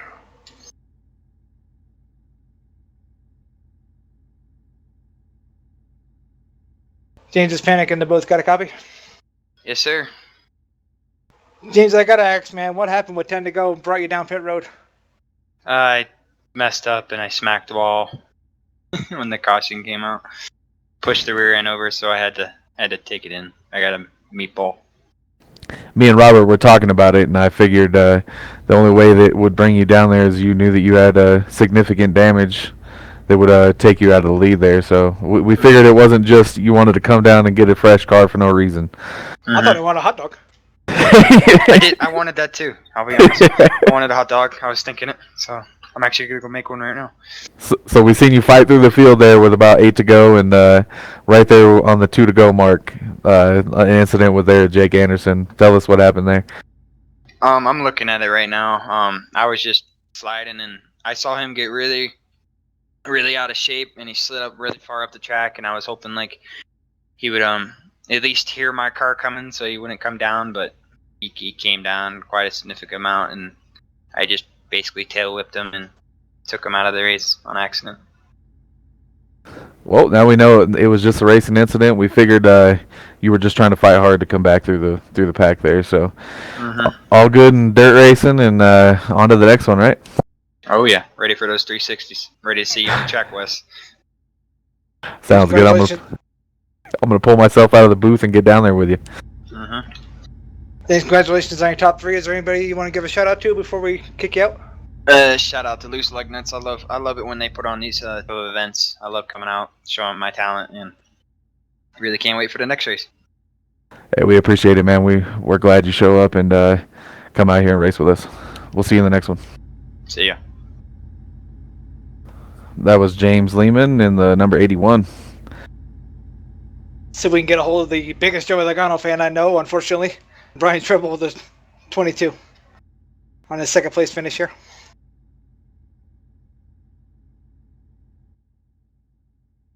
Guys that aren't qualifying. Ryan is Panic and Reckham. How'd it go tonight for the old street stocks? It was fun. I think I had a good time.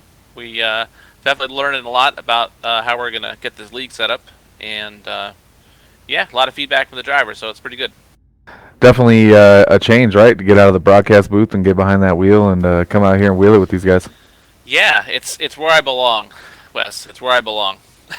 Oh, I feel you, man. I mean, we appreciate your work on that Thursday night series and helping out and doing all the camera stuff for us. And it's good to see you out there and getting a good finish. You guys have the dry sweats up there? You're just kind of like itching to get back in the car? Oh, you know I am. I just I don't know if I'm built for this, but it was a good time up here watching you guys battle it out and getting better at this broadcast and stuff. So yeah, we appreciate you out there and putting on the show for the fans. Anybody you want to thank? Yeah, just John Hedrick for putting this league together. I don't have the sponsors in front of me right now, but you know, whoever sponsors this race, we appreciate it, and we're gonna do our best to put on a good show. Cool, Tribble. We appreciate it, and we'll see you in the next one, buddy. All right, peace.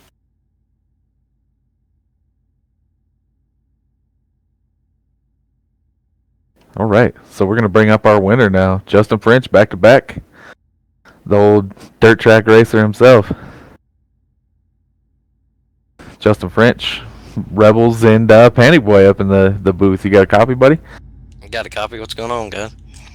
Man, I feel like we just talked to you like 25 minutes ago, and you were the winner of the last race, and now I'm talking to you again of the winner of this race. So how'd it go out there? It was a good race, man. I messed up coming out of 2 one time, and James got by me, and I thought that was going to be it. I wasn't going to be able to catch him, but these cars are so heavy, they slide across the racetrack, and he tapped the wall, and he had to pit, so that put me back in the lead, and I don't know if I'd have got by him if he wouldn't have hit the wall, but, I mean, win them any way you can. Yeah, I feel that, man.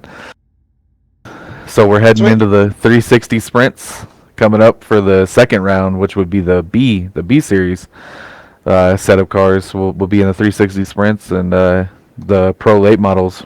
What do you got going on? You gonna put it down? You gonna sweep the whole night, 4 races in a row? Unfortunately, I'm not going to be able to run these other 2. I got some stuff I have to do, so I'm going to have to step away. But I'll try to watch them if I can. Oh, that's disappointing, man. I really wanted to get out there and see what you had tonight. Yeah, I know. You set out the first 2, and now I'm setting out these 2, so we'll meet up one day. Sounds good, buddy. You got anything there, Robert? No, you pretty much took over. You got it all covered. This is, like you said, a shame you can't do the other 2, but, you know, other things come before this. Yep, sounds good. All right, Justin. Well, you got any thanks you want to give out before you head out for the night?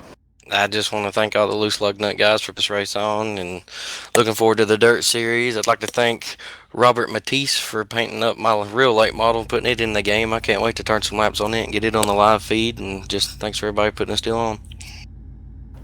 Hey, congratulations, buddy. Good job tonight on those back-to-back wins, and hopefully we'll see you sometime in the future running this Dirt Series we got going on Saturday nights. Oh, yeah, I'll be around. All right, man. Have a good night. Thanks, you too. Good. Well, Robert? Time to take on the old in-laws. Excuse me, the World of Outlaws. Woo! How you feel about going into those?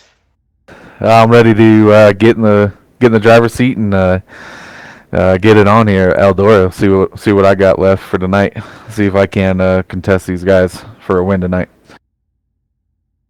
Yeah, I think the 360 is going to put on one hell of a show. I mean, those are the only things left here this evening. They can actually run flat out around Eldora, so it should be kind of like a short track Talladega. Pretty much, yeah. I mean, those guys, super fast cars, and they turn on a dime, so you really never have to get out of the throttle on them. Just cut yourself a nice lap and try to drive away. What I'm looking forward to is that super late model or the pro late model race we have following the 360s. That's going to be a 70 lapper, and I don't think we've ever even done more than 40 laps in this last week that we've had dirt in a single run. So that should be a good one to watch. 70 laps, them guys tearing the track up. Yeah, that track's definitely going to go through some transitions, that's for sure, when you guys hit the 70 lap mark. I mean, they did for the street stocks just in a 30 lap. That track's going to be worn out when that lap 70 mark hits in the pro late model later on this evening. Yep, well, I think that's going to be it for me tonight, Robert. Well, I appreciate you getting up in here in the broadcast booth and letting me help announce with you. I'm gonna go get strapped up and ready for these next 2 races. All right, brother, I do appreciate it. That's Reckon West Holland in the number 4. He'll be in the number 4 Jimmy John's Freak Mode. Sprint car and pro late model here this evening is Loose Lug Nuts TVs and Over the Top Paints and Loose Lug Nuts Racing. Excuse me, Loose Lug Nuts Racing. We'll be back at the top of the hour for the 360 sprint cars. We'll see you then.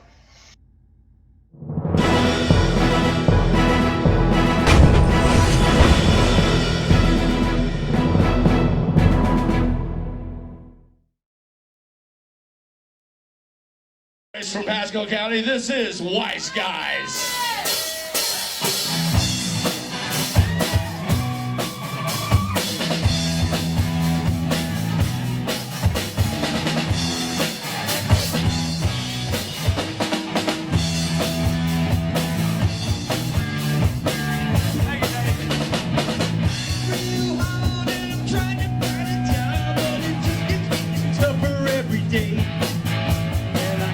Do my part, 'cause I know in my heart I got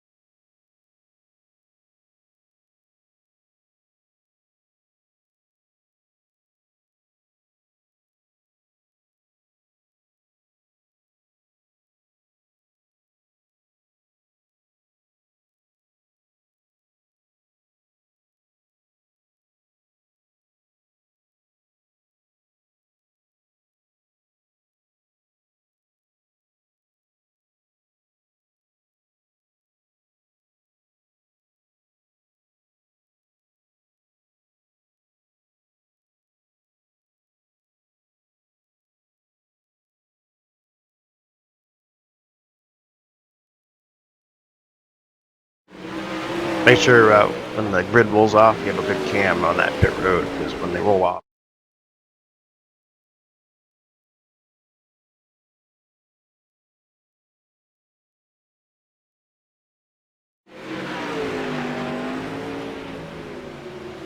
And welcome back to Lugnut TV, live at Eldora, Tony Stewart's track.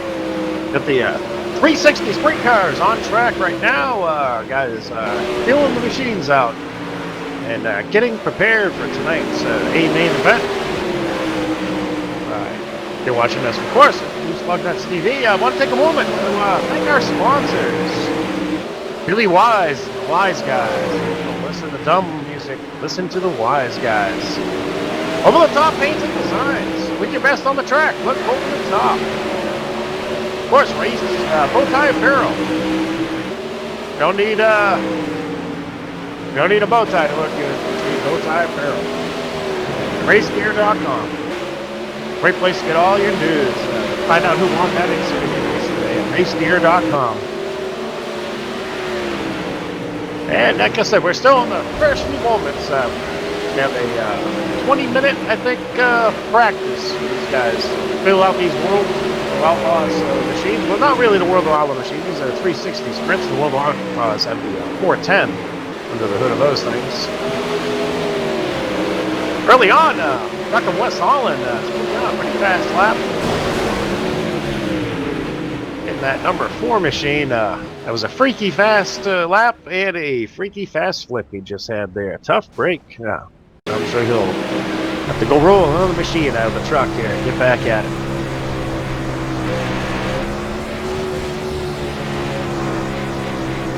Got a solid car field of cars here.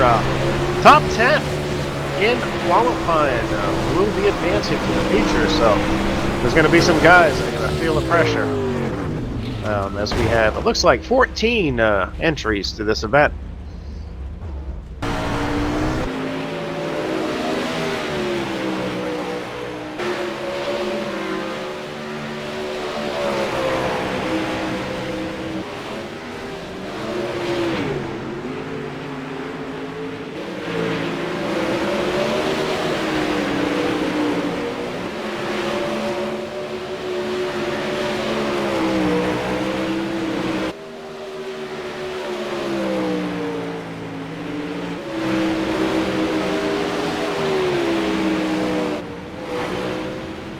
And tonight's feature will be 35 laps. Should go by fairly quickly in the green.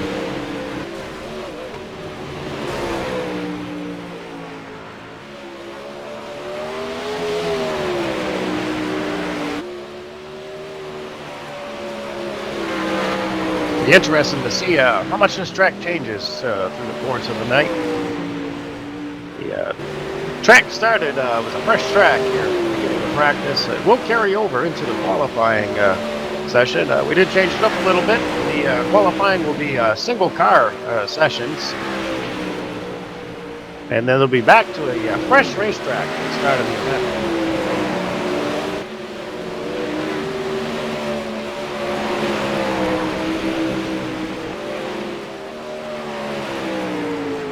And almost forgot to bring him up here. Forgot about my buddy Panic. He'll be joining me in the booth of the call tonight. Panic, how we doing?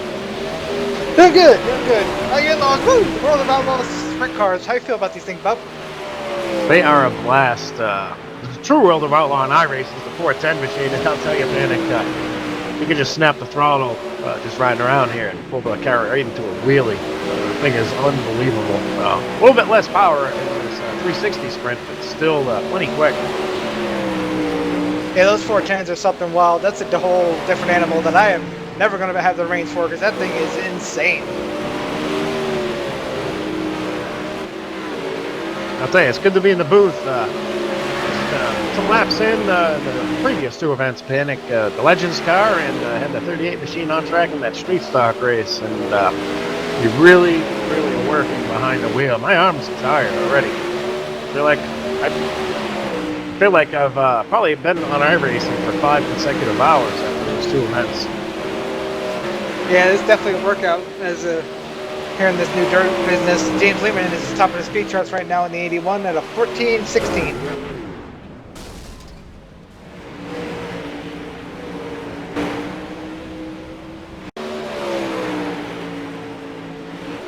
Take a look here, see if we can see what happened to Keith Haney in the 011. Yeah, Keith Haney, a part-time participant here with Loose Lug Nuts Racing, but always fast. It'll be interesting to see how he does on dirt tonight. He just went down, hit the inside wall.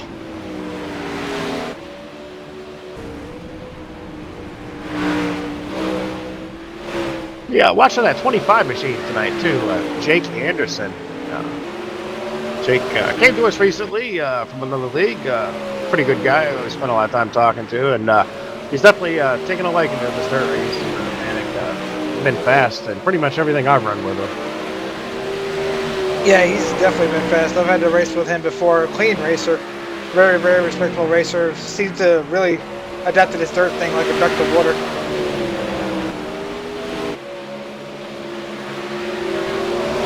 Take a look at the speed charts right now. Top three are James Lehman in the 81 at a 14.16, Wesley Reckenholland in the 4 at a 14.24, and Andrew Williams in the 049 at a 14.27. Wes wasted no time in the number 4 as coming out of the booth. Get down there and put some laps in that freaky fast. Jimmy Johns over the top paints. Sprint car. And one of the other popular drivers in Lug Nuts Racing, Mark Jackson, in that 3 machines here tonight. That guy, he always puts on a show there. Magic Shoes, Mark Jackson. Yeah, whether you're racing with him or just sitting on a Saturday night chilling and everybody just shooting the bull during the race, he is definitely a character of Loose Lug Nuts Racing. While Magic shoot himself. It's gonna be fun to watch him tackle this monster at night. Bob, you're part of the qualifying cutoff and made both the rounds. How'd you feel about all that? I'll tell you, Panic, it was a pressure cooker. In the first event, Legends kept looking over 10th, and I'll tell you, I was up on the wheel and trying to figure out how to drive and get the speed that I needed. And I'm not even sure how I did it, Panic. I looked over and I went to 10th, I was up to 6th. It was a big feeling of relief to see that, because being on that bubble, it was a pressure cooker in that open qualifying format over in the Sportsman Series. Our Sportsman Series, of course, is Legends on dirt and the Dirt Street Stocks, which definitely enjoying driving those machines. I haven't really been doing a lot of Lug Nuts Racing here recently, Bob. What is this series called? I forgot the name of it. But this is our Pro Series. Pro Series will be the 360 sprints and, of course, the Pro Late Models, which will be coming up next. They have a 70-lap feature tonight, the longest one of the night. That is a machine that I haven't even come close to figuring out, Panic. I don't know how many laps you've got in the late model there. That is tough. I'm pretty sure I put in 70 laps over consecutive 2 weeks, but putting 70 laps in together tonight is going to be definitely a yeoman's Ironman job, especially on dirt. It's just so much focus compared to the asphalt stuff, so much focus you got to have to run dirt in general.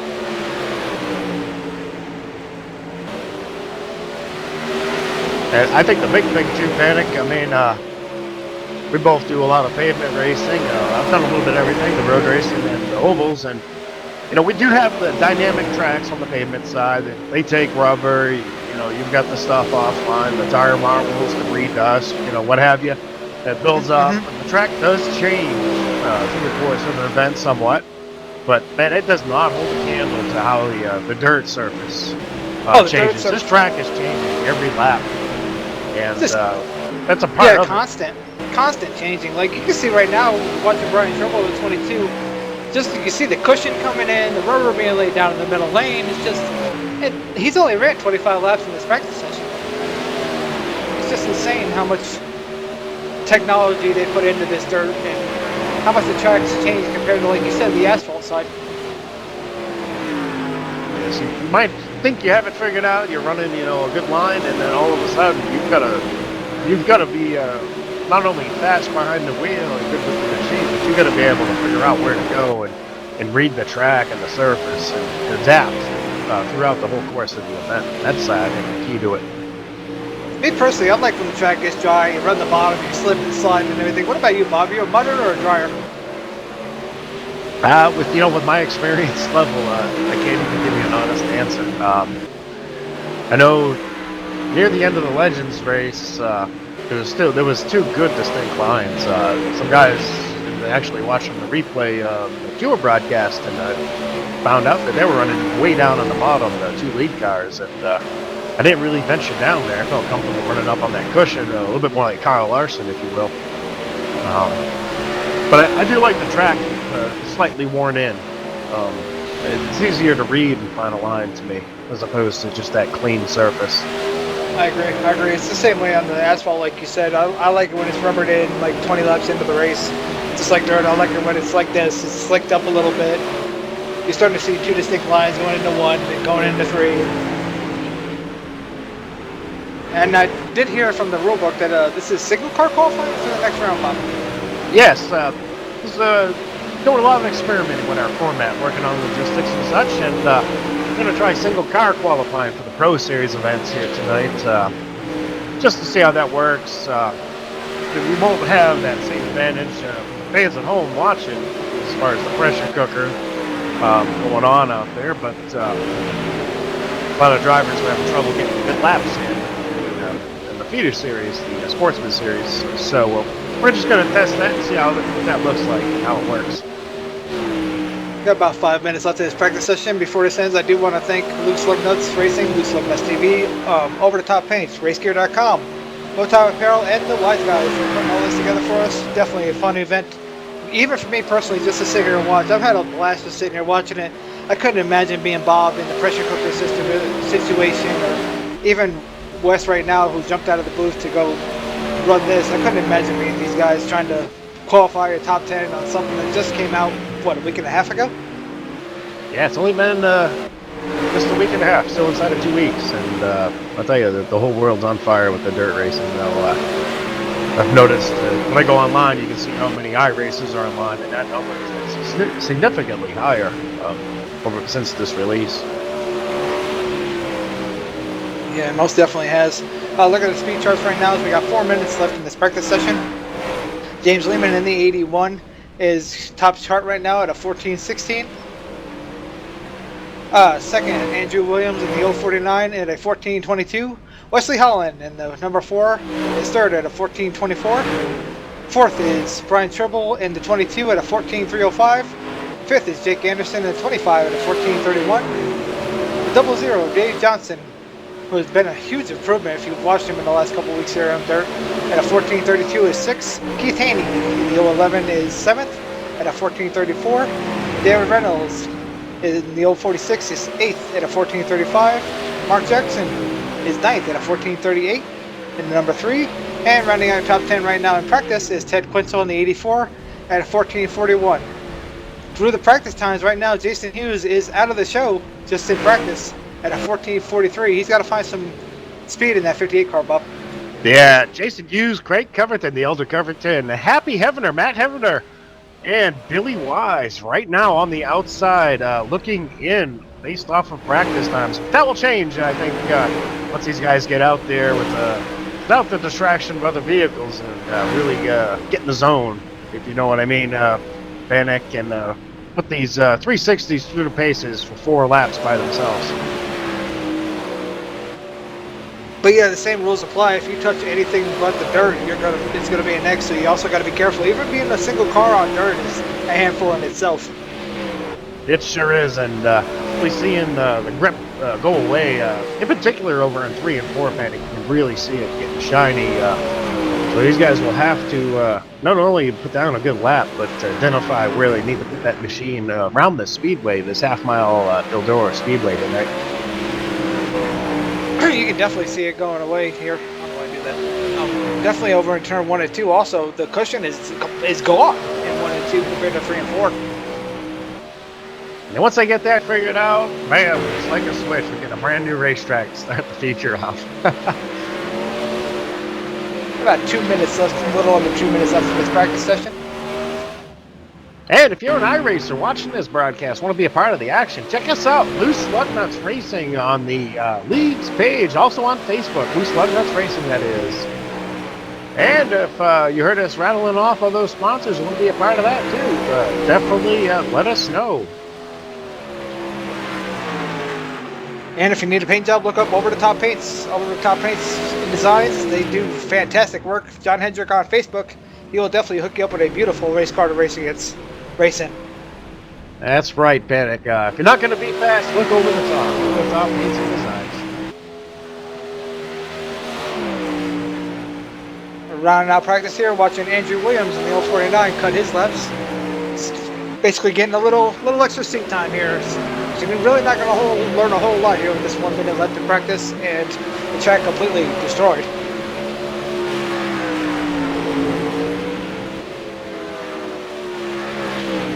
Alright, Bob, I'm going to put you on the bubble since you're not on the bubble. Does Smoke make it or does he not make it?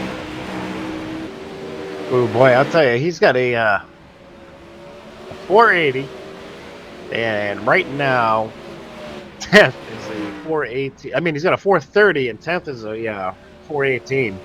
Yeah. That is, that's not a whole lot. That's a couple of winks in the eyes. Ted Chief Quinzel, that is, at 418. Be interesting to see. I think we've both been there, Panic.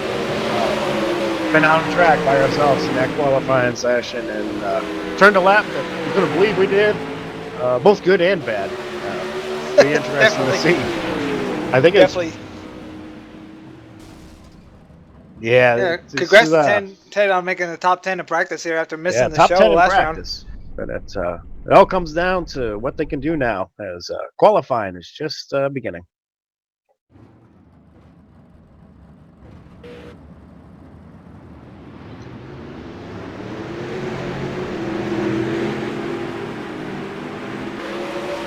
Remember, they have up to 5 minutes here for qualifying 4 laps.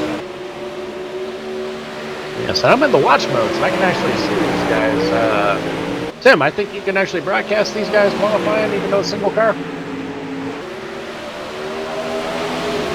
Excellent. While you're watching Wes, I'm going to watch Jason, who just got really loose on his first lap.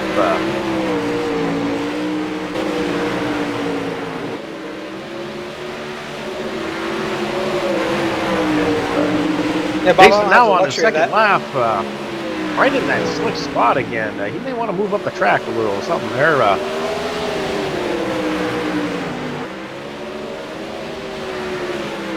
Wow, he's really struggling to find where he needs to put that machine.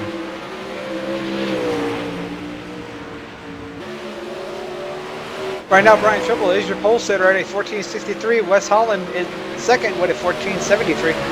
The bubble has not started yet. We have only 9 cars are qualified.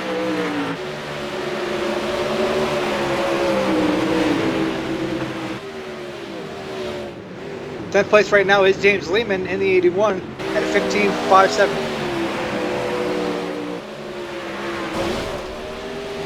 Billy Wise, Keith Haney, Matthew Hamner, and Jake Anderson all trying to make the show here. Lehman jumps up to second with a 14.61. Laps are in for the 58 machine there. Smoke, and the 15.114 was the best he had. I just don't see that making it, Bob. Mark Jackson just finishes up, rated in currently 7th for the 14.9, not too bad.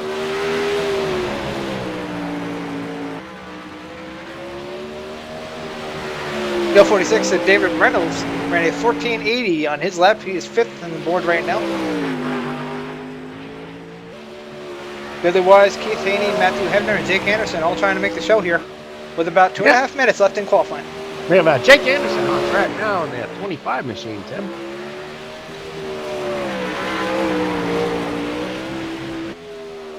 And puts down a 15.662 on his first attempt.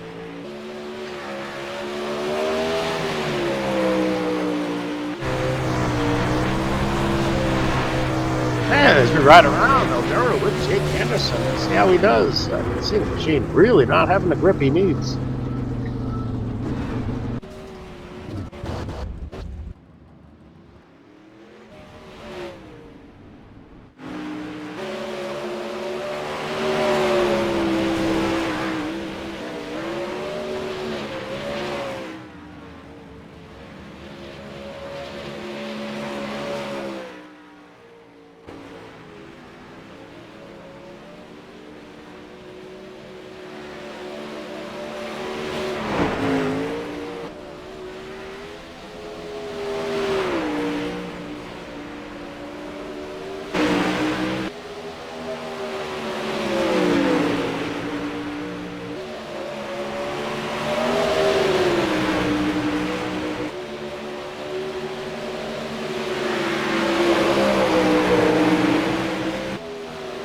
There it is, the 25 machine. Puts on a good lap that time, Tim. 14.922. Puts himself up into 7th. And that pushes Billy Wise, Craig Covington, Jason Hughes out of that top 10. Billy Wise right up to 7th in a 1484. Just as you said that, pushes Mark Jackson to the bubble at 10th. Over David Johnson out of the show. Nice job. Billy Wise and that Wise guy's 32. Whew. Yes, that's a great looking machine there with the Lugnut TV on it, but not to be a little biased.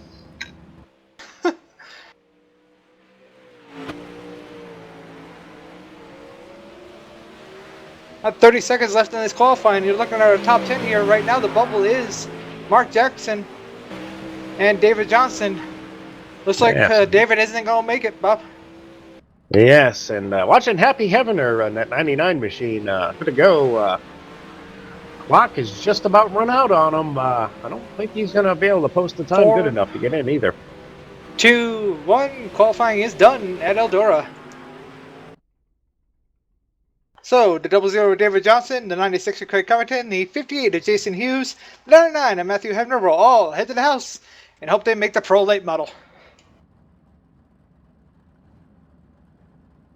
So go trackside for your starting lineup here at Eldora. The 49 of Andrew Williams will start P1. James Lehman will start alongside him in the 81. Hey, we have Brian Tribble in that 22 machine rolling off 3rd tonight. Reckham, Wes Hall, and the Colorado Springs driver in that number 4 Freaky Fast machine. Keith Haney, the part-time 011 rookie driver, will start 7th alongside him. The Wise guy, Mr. Billy Wise, in the 32. Hey, we got David Reynolds rolling off 7th. Jake the Snake Anderson, 8th.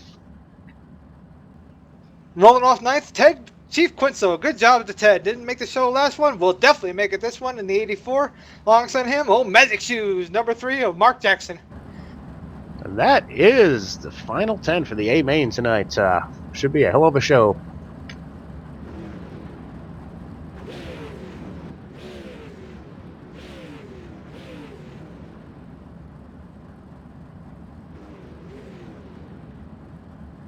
Bob, I don't know about you because I know it's going to happen, but that fireworks, every time they happen and I'm in the car, they scare the living crap out of me. Oh, yeah.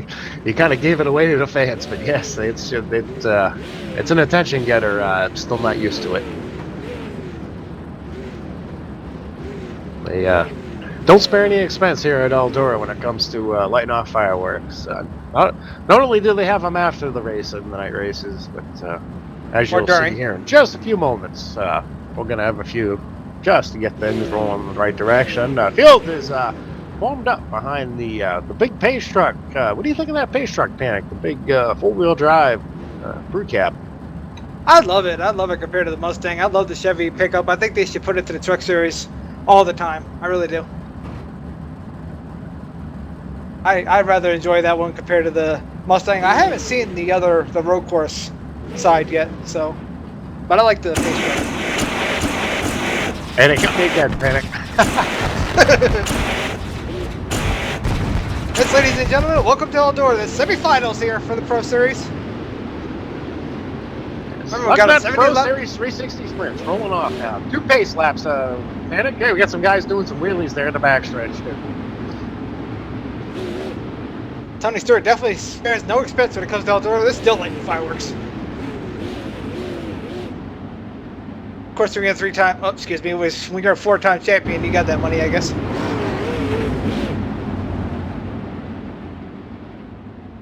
I'll tell you, Panic, something about the rumble of these guys that just gets the blood flowing. I hope you've been able to see a sprint car in action on dirt in person, because it's if you haven't, it's going to be on the bucket list.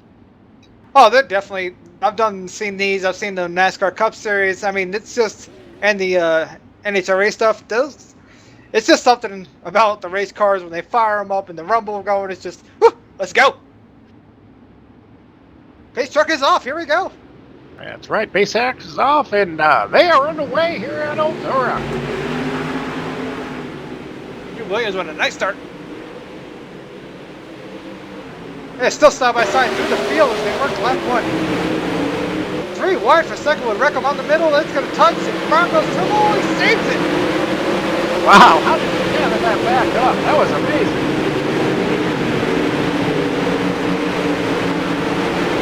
Rackham up in a second. That's Lincoln in third. Still learning the paint jobs there, folks. Tribble saved it and only lost his spot. Wow. I'll stay in good hands driving award right there. Yes, give him the Bad Boy Award for Brian Tribble at 22 machine. Currently in fourth. And I see that 4 machine starting to really reel in now. Andrew Williams up there for that top spot. Should get good here in the lap. About single file through the field here. As it looks like David Reynolds got in the high group and smacked the fence a little bit. He's back underway though. No caution in Eldora. He brings it down pit road. And that battle for the lead starts to intensify, Panic, as they run Williams runs that bottom line for the corner and slides up. Now Rackham now down to the bottom. With the slide pull a down, slide Williams down on back him. around him on the inside. That's going to open the door for James. James is catching both of these guys. Now West back on the inside of Williams. That lead.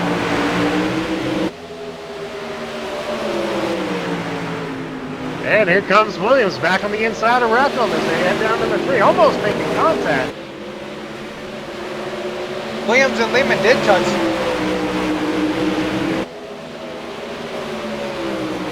What a show they are putting on. Top 3 nose to tail here at Eldora. Jimmy John's car trying to get away with it. Lehman is not having it. And that Monster, the Energy Yellow car here. Oh, it's going to spin him Oh, around. and contact between him and Williams. Williams gathers it up. He's going, but wonder if there was any damage to his machine there. Wes Holland now in the lead. Lehman second. Williams third. 4th, Brian Tribble. 5th is Dick Anderson trying to gather back up after qualifying. And I think Lehman's starting to reel in Rackham. He might have something for Wes here, Panic. Yeah, he's definitely got that bottom lane coming in. They've been right next to the wall as they go into the corner here.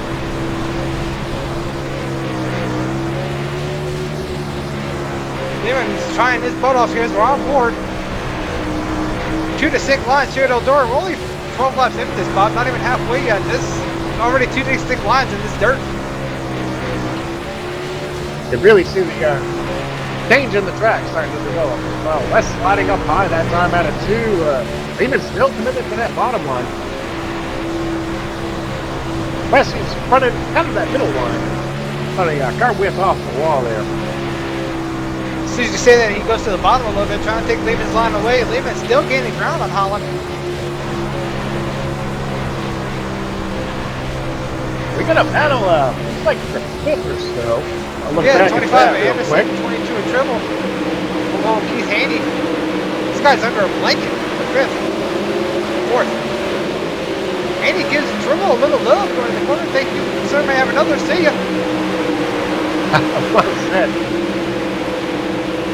Dick Anderson holding on that 4th position with these 3 cars. Mixing it up. Lehman definitely not letting Holland go away, Bob. No, he's not. He's right there, ready to pounce on any mistake that makes it. Last quick, Callaway quick here in the sprint cars. They work lap 18 and they cross the line and it's 35er. About 18 to go. Putting them down quick.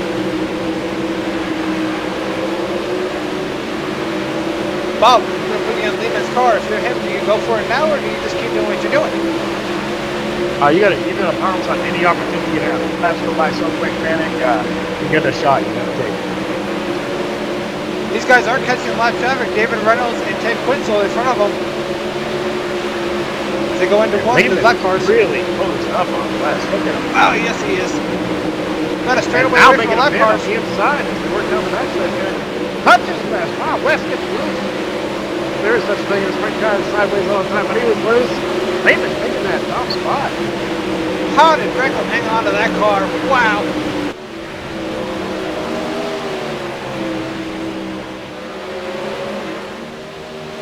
You see these guys are changing up their lines too. West working that high line the last time through 3 and 4, and this time. Yeah, Lehman took the lead. And the race, they're working the bottom. Lehman took the lead and automatically went to the fence.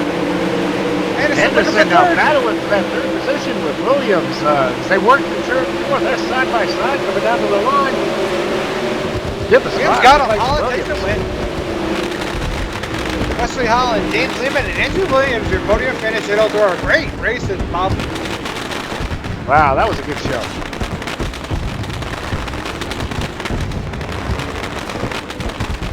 Take a look at the finish here for the top 10. Wesley Holland in the 4 car will take the win. James Lehman in the 81 takes second. Third will be Andrew Williams in the old 49. Fourth is Jake Anderson in the 25. Fifth, Brian Tribble in the 22. Sixth, Billy Wise. Billy Wise bringing home 6th. Last time lead lap for number 32. Seventh, David Reynolds 2 laps down the old 46. Keith Haney 4 laps down the old 11. And Mark Jackson in the number 3, 5 laps down. And Trent Kritzel rounds out your field in the 84, 14 laps down.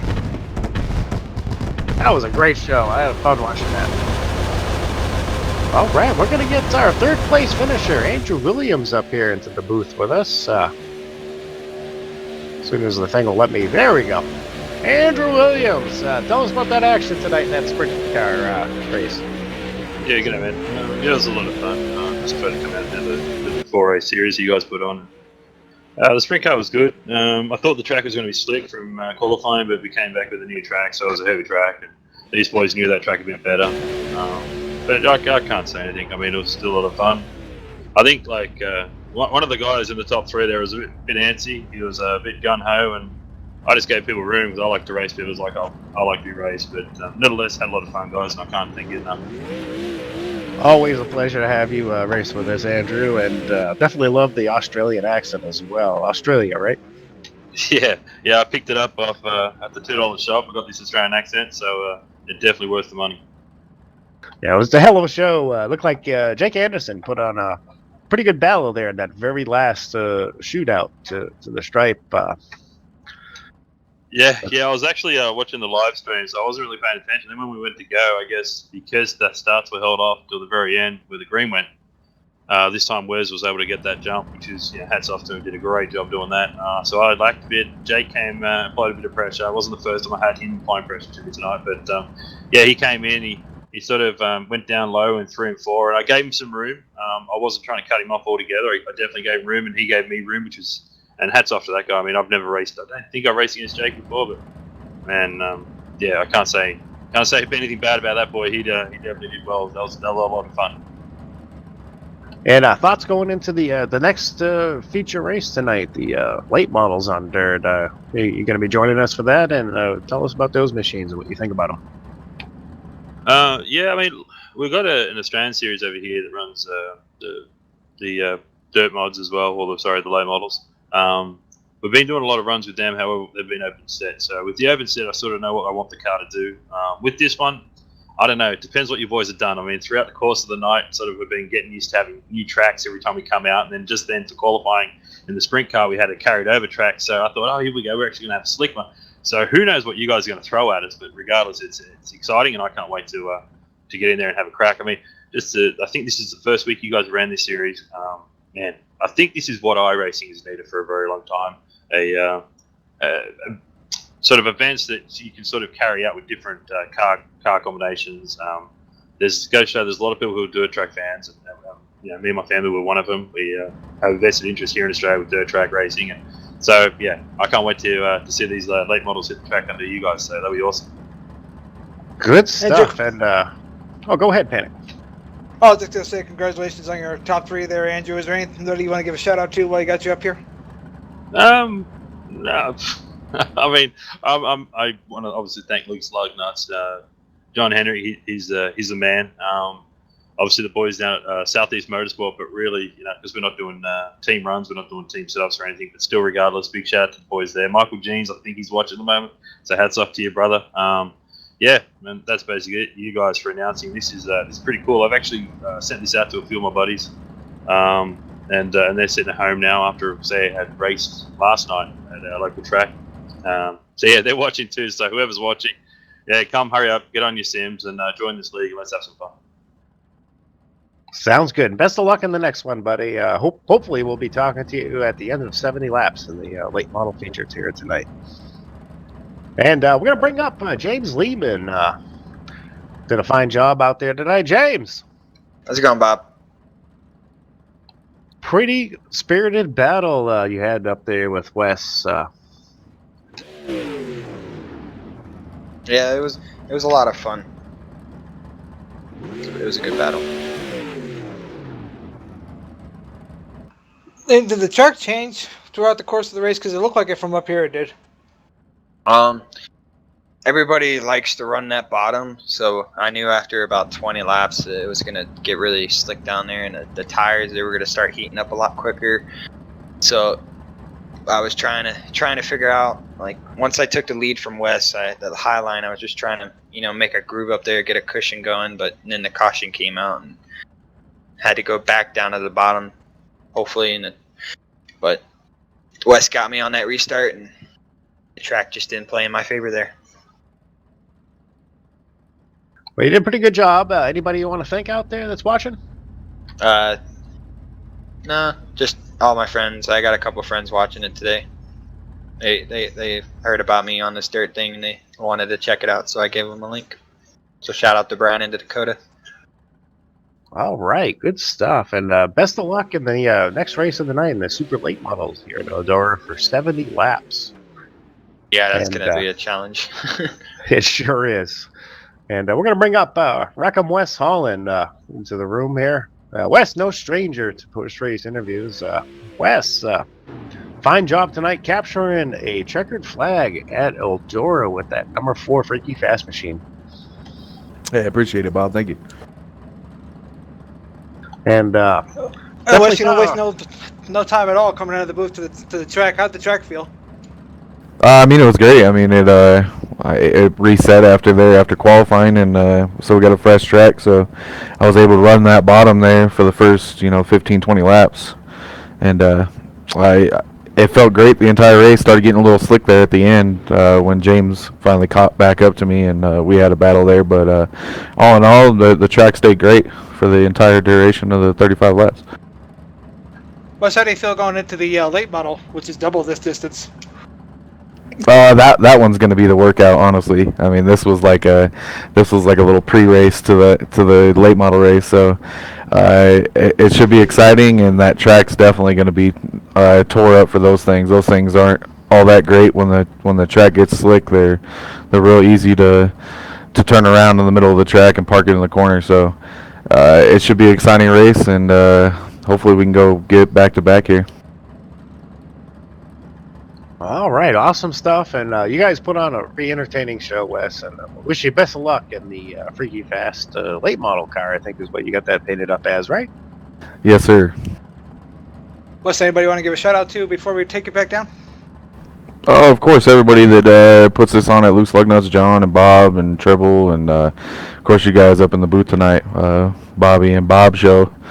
And all of our sponsors and all the fans that watched it. Hope it was exciting. It sure seemed exciting in the cockpit. I didn't know what was going on half the time, so hopefully we put on a good show. You guys sure did. Wish you best luck in the next one, buddy. Appreciate it, guys. You have a good one. Well, Bob, after all we've learned tonight, how do you feel going into the old pro late models here with the Loose Lug Nuts guys? I think we're going to see a hell of a show, Panic. It's going to be a long race. I think the strategy, I don't know if the strategy will change much for these guys. It's still going to be searching around, finding where to run, and pouncing on any opportunity you can to pick up a spot. I'm looking forward to it. Looks like we have just about 12 minutes before the opening practice for that series. Yeah, and that opening practice is 20 minutes, and I'm telling you, if you've missed the last show or any of these shows tonight, you definitely better get out there and get some track time. Otherwise, this is one and done right here. Yes, and before we step away for a break, we just want to thank our sponsors one last time. Over the Top Paints and Designs. Look your best on the track. Look over the top. Billy Wise and the Wise Guys. Don't listen to dumb music. Listen to the Wise Guys. RaceGear.com. Find out who won the Xfinity race and keep up with all the racing news at RaceGear.com. And Bowtie Apparel. Panic, you don't need a bow tie to look good. You just need Bowtie Apparel. We're going to step away here for a short break, and we will be back in roughly 10 minutes with the practice for our tonight's pro late model race. From Pasco County, this is Wise Guys.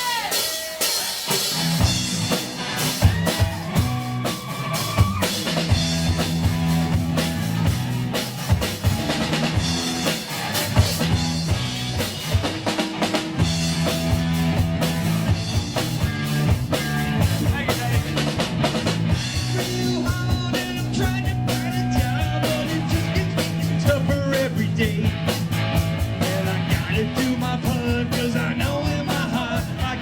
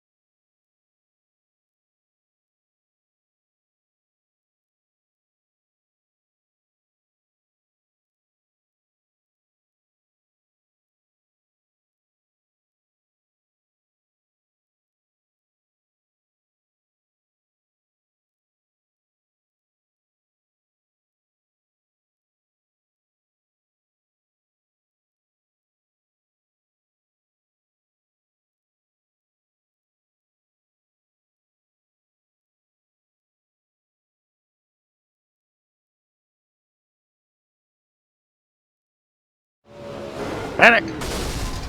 Yippers! Ladies and gentlemen, boys and girls, children of all ages, welcome to tonight's main event! The Pro Late Models at Eldor for 70 laps. Whew. That's gonna be a show, Bob. What do you got to say? Sounds like you're pretty excited. I'm excited too, Panic. We got the late models out here on track. Pro Late Models Series Loose Bucknuts Racing. Guys are out there opening practice. 20 minutes of practice, and they will have 4 laps to lay down a time. Top 10 will be advancing to tonight's 70-lap feature. Yeah, that's gonna be a workout, especially with dirt and especially with this car. This is the fastest one we ran tonight so far. Here at this Pro Late model. Yes, well, slightly slower than the sprint cars, of course, but... Oh, really? I did not know that. Taking a look here at some of the early practice times. Wes Hall in 16, almost a 16 flat there. That's, from memory, what is that, about a second and a half, 2 seconds slower than the sprint cars, Panic? I believe so. I don't remember off the top of my head, Bob, honestly. But I believe you're right. It was high 14s, I think, was what the sprint cars had around here. The track conditions did change. I mean, of course the track changed, but the weather has also changed here in Eldor. It is 2 degrees cooler than it has been all night. You know, with this little bit of cloud cover that has come over the racetrack. That should help keep That's what I was just going to ask, Bob. Do you think that'll affect the dirt at all? I don't think it'll be a big effect on the surface of the track. I think the biggest effect on the surface of the facility, of course, is the amount of laps these cars put on it. Could squeeze a little bit more power out of these machines with that slightly cooler temperature, however. Take a look at Jason Hughes in the 58 car. Out here cutting laps. Right now he is 7th at a 1788, slowest of the practice session right now. You gotta believe he's gonna be up on the wheel looking for redemption after not making the top 10 in the sprint car feature. Yeah, a lot of guys saying the track is really sticky right now. They're hoping it gets a little slicked up here. Real stickiness out there, excuse me. Should be fun to watch the track work in here for about 13 minutes left in this practice session.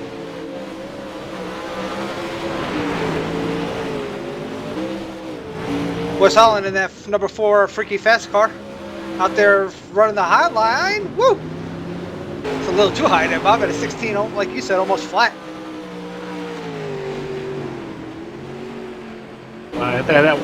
Back on Wes Hall, where he does that good at none, it seems like with everything, man. I've yet to find something that he's really slow at. Yeah, he even complains that he's not a good road course racer, but you know as well as I do and everybody who watched this, he did the 24 hours at Daytona and it didn't even look like he missed a beat. He sure did it. He did rather well driving the Bucknut AMG GT3 at Rolex 24 in iRace. And it was an interesting event and definitely glad to be a part of it. Billy Wise on track, Tim. If you want to check out that Billy Wise machine, good looking car there in that 32. Rejoining the action, was able to make it into the sprint car feature. I didn't have the best of luck there, but hopefully Billy can have a better run here tonight in the late model.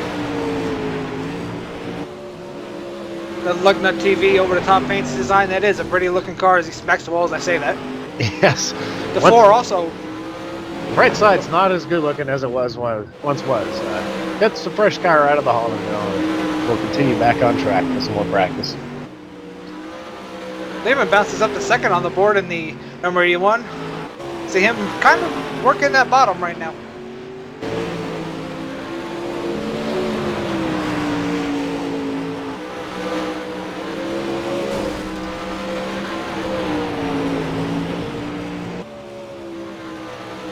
And Lehman to the top of the speed chart now. Yeah, Lehman and Jake the Snake Anderson top 2, 15. Well, as soon as I say that, Wes now cracks off another lap. Changing as they speak. And there, Anderson's got that thing slung out sideways to go on board here with the 25. He is just slinging that. Look at the entry he has in that corner. It's so strange compared to what everybody else is doing, Bob. Yes, it's almost like you throw the car out of control, seemingly, but he's in control of it at the same time.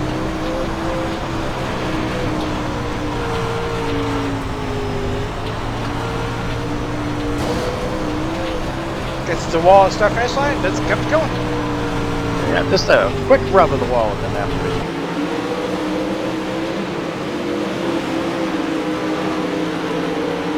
Of course, if you don't hit the wall on dirt a couple times in practice, you ain't trying hard enough. That's true. Take a look at our top 5 here for the practice charts. We have, looks like about 10 minutes left to practice. James Lehman in the 81 is number 1 at 15.95. Wreck-It Wes Holland in the Freaky Fast Machine is second in the number 4. Like you said, Jake, at 15.96. Jake Snake Anderson in that Napa car is third at 15.99. Billy Wise, who just got turned on the backstretch, in the Lug.TV 32 is fourth at a 16.17. And David Johnson in the 00 is fifth with a 16.25.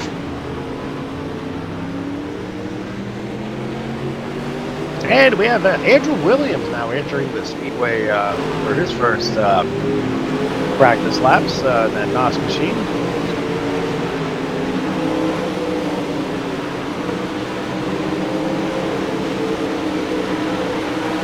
Andrew, of course, coming home third in our sprint car feature tonight, putting on a solid job. And if you didn't get it in the interview, Andrew is definitely not from around here, as they say. Yeah, he's a Marcus Ambrose, so loose lug nuts, that's for sure. Man, he's just like Marcus, he can wheel a car. He sure can. A very talented racer, and glad to have him with us. What I love most about these late models is going to sound really weird, but the way the body just lays over when you go in the corner is so awesome. Yes, if you don't watch the racing much, you'd think the car is broken the way that it's laying all over and stuff. But that's how it's designed to put the traction and the grip where they need it to make around these corners fast as they can. Yeah, if you've never even seen one of these, like the first time you get into it and to go out here and practice, the thing pitches as soon as you crank it up. It's a weird sensation. It took me a minute to get used to it. Like as soon as you crank the motor up, the thing's already leaning over, ready to go.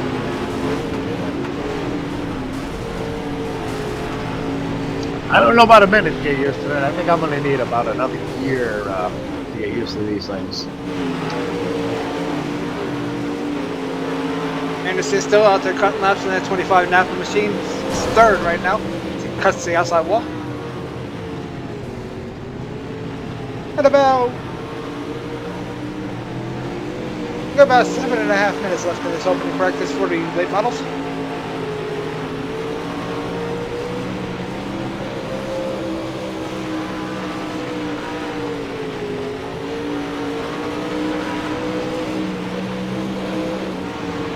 So what Billy Wise is up to here, cutting laps for this practice session.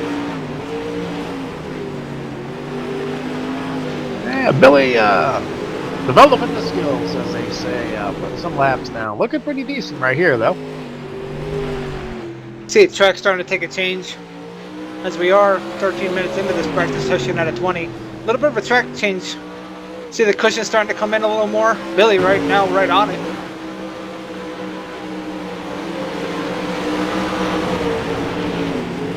And now checking out Brian Trueville. We just spun around, it looks like. Very patriotic scene America on that machine. America. Yes.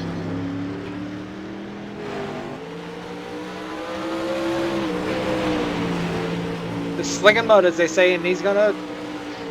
This is so weird about these cars. They look like they're out of control, and they're in control. 00 of David Johnson in the Traxxas automobile, trying to get that hot line coming in. You got a different entry going into the corner compared to, say, Jake Anderson.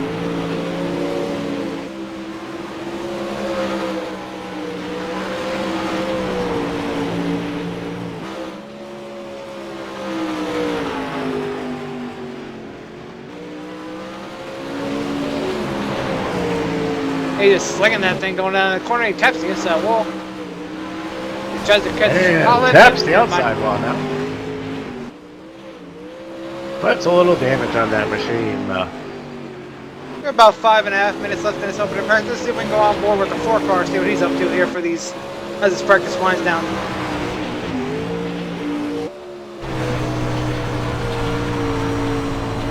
That wheel never stops turning, Bob. No, it doesn't. And that's pretty much true with any of the dirt machines. You are so busy behind the wheel of these things. Wow, I hammered that wall on the inside. I was gonna say that's a beautiful machine, but it ain't no mo. Another over-the-top paint design on that 4 car. Freak mode, as Holland calls it. That'd be a little freakish to run on dirt, I guess.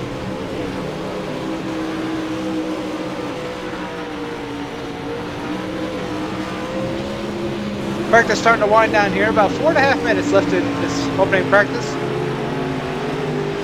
Brian Trimble has ran 36 laps in the opening practice. That's already half the distance of the race. I am not that guy.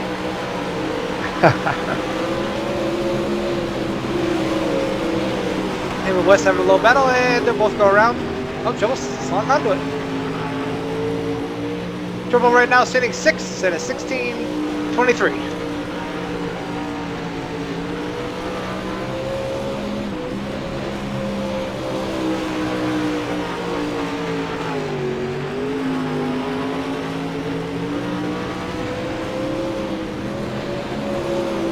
Oh, Andrew Williams out there still cutting laps, Bob. Yeah, 14 laps into it for him. And I'll tell you, he's looking fairly smooth out there. He's starting to get a handle on that 049 NOS machine. Sitting 3rd on the speed chart right now as practice starts to wind down here. 3.5 minutes left.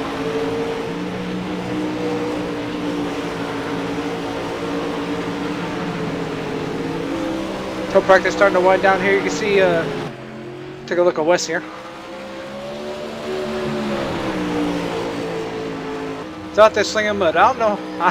Knowing you guys do 70 laps on dirt here in about 10 minutes, I am not that guy to keep running practice laps. I mean, you need it, don't get me wrong, you definitely need it. Me and Bob both tell you definitely need practice on dirt. But knowing you got to do 70 laps, I don't know if I'm out there doing what's on 44 right now. Yeah, sometimes it's good to take a break. We're going to step away, actually, for a quick commercial break before qualifying.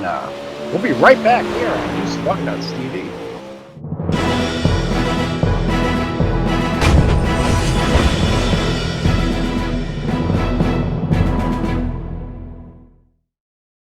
From Pasco County, this is Wise Guys.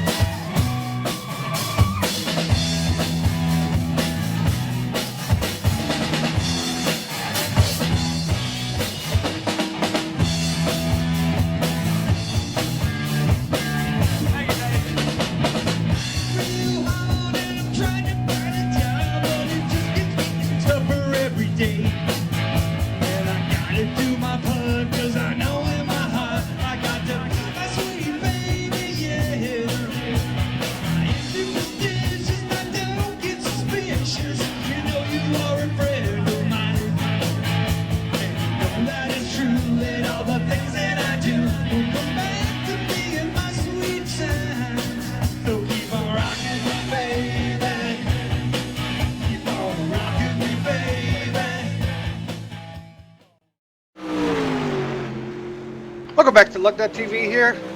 Once again, as we get ready to wound down this opening practice, 1 minute left.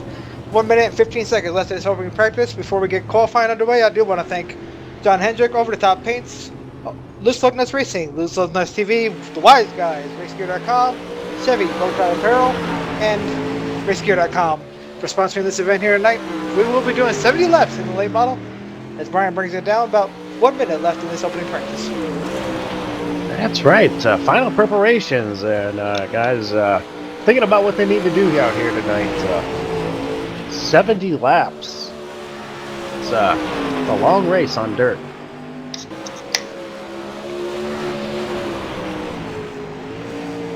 Take a look at Andrew Williams here as we run down 30 seconds left in his practice session.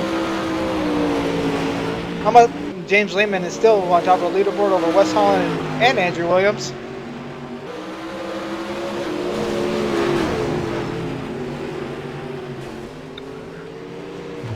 Yes, Lehman, Holland, Williams here. 3 fastest in practice. I think it'll be a good show, Bob, but I also believe that these guys will be flat worn out when this is over. I believe you're right, Panic.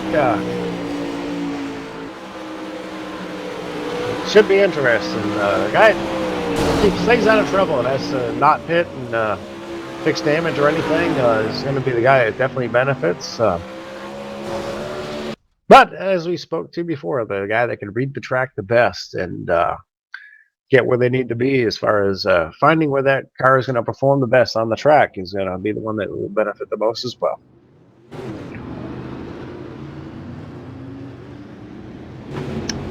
Qualifying underway here in the Eldora main event. We're gonna get the 4 car out there cut laps, see if he can take the pole here.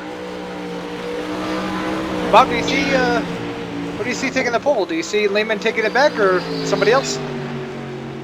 Well, I'm gonna put my money on that 4 car. It's hard to bet against Rockham West Holland when it comes to putting down fast laps. Right now he ran a 16.201, which is 3/10 off of his fastest lap in practice, which was a 15.99. Brian Trimble ran a 16.56. The track did carry over as far as the track state. Carried right over from qualifying, from practice rather, into this qualifying session. Drivers will get a freshly groomed and prepared speedway though when we come down to the feature time.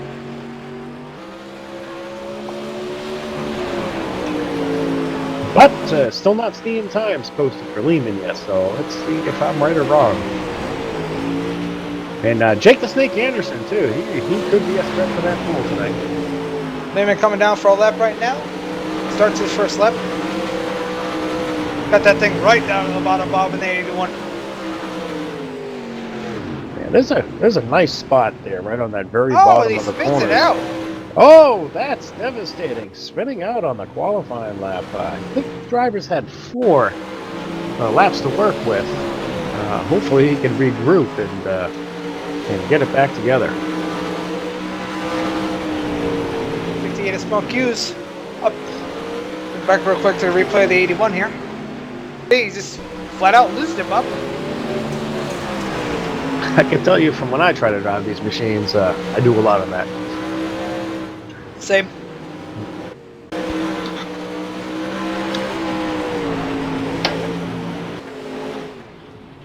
Oh, and the 58 hard into the wall on his qualifying to end it here. He was on lap 4. Dropping the ball like the Broncos do. I'm sure Smoke will love to hear me say that later on. Oh, I guess he just got away from him. Oh, hard impact. That's gonna be interesting. We might have to take a look at that.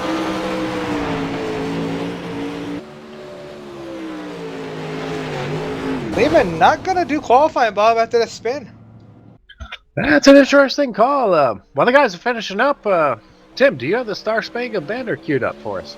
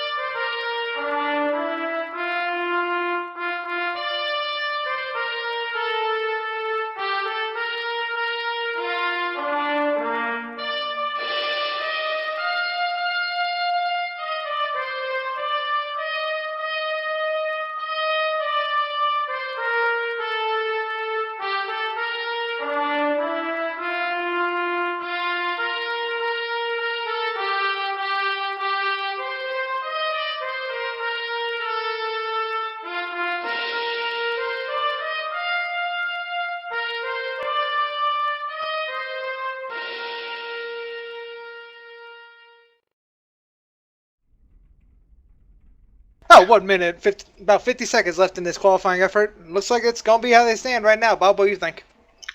Still waiting to see if James Lehman decides to hop in the car and put down a lap. The only driver not to post a time on our provisional poll is that Colorado Springs driver, Rackham West Holland. But we're going to have to hold our breath and wait just a few moments until that clock officially runs out, Panic. Yeah, Lehman, Bob, was on his 4th lap and he scraped the fence. So that was the end of qualifying for him. Oh, no kidding. I don't have that view on my screen, but that's a tough break. But he showed a lot of speed and a lot of talent on dirt all night. He'll be making for a good show, I guess. Watching the 81 machine start in the rear.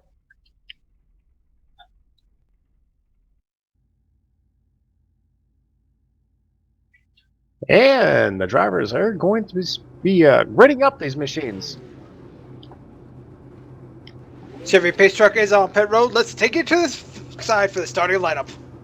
And on that over-the-top paints pole award winner tonight, Rackham West Holland in that number 4 Freaky Fast Chevrolet. Starting to his outside, we have David Johnson. Starting third in the 25, Jake Anderson in the Napa machine. Alongside him, Billy Wise in the 32 in the Lucknut TV over-the-top pace design car. And we have Jason Smoke Hughes in that 58 machine, starting 5th.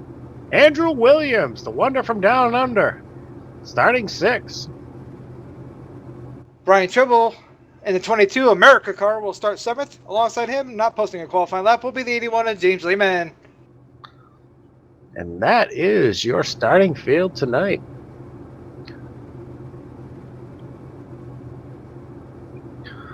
And we do have one driver that is going to be going to the back of the field. Billy Wise is elected to start in the back in that 32 machine.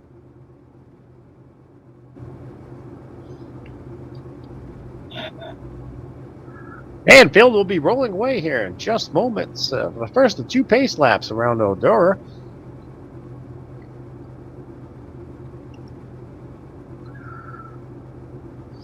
Eldora, of course, is a half-mile from dirt oval, obviously, if you haven't noticed already.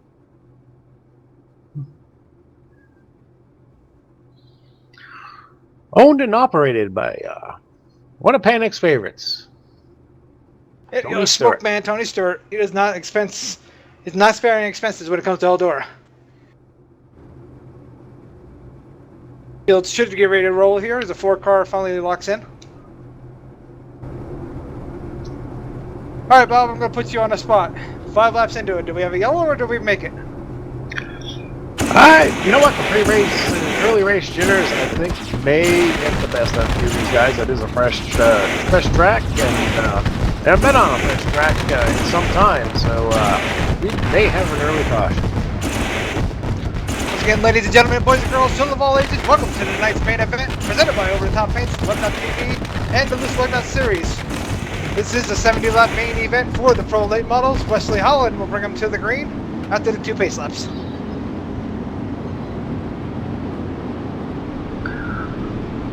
And if you're an iRacer watching tonight's broadcast, want to be part of this action, check us out, Loose Lugnuts Racing on iRacing under the league section. We're also on Facebook, Loose Lugnuts Racing.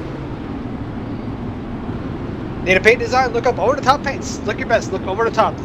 John Hendrick on Facebook and also on Trading Paints. Does fantastic work.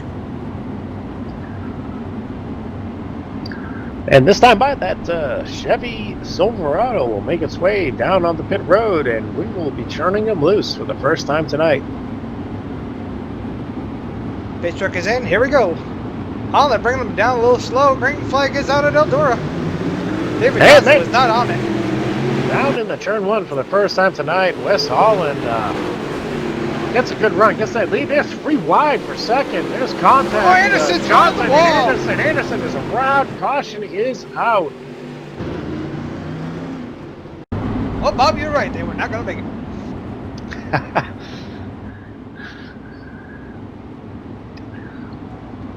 Do these guys have unlimited quick repairs for this race too, Bob? Yes, sir. They do have unlimited backup cars at the ready. Looked like Jake did have a little damage in that skirmish. Cars panned out pretty wide coming out of two. Looked like 00 got the wall a little bit, came down, and just a little bit of bumping there in the early going here at Eldora.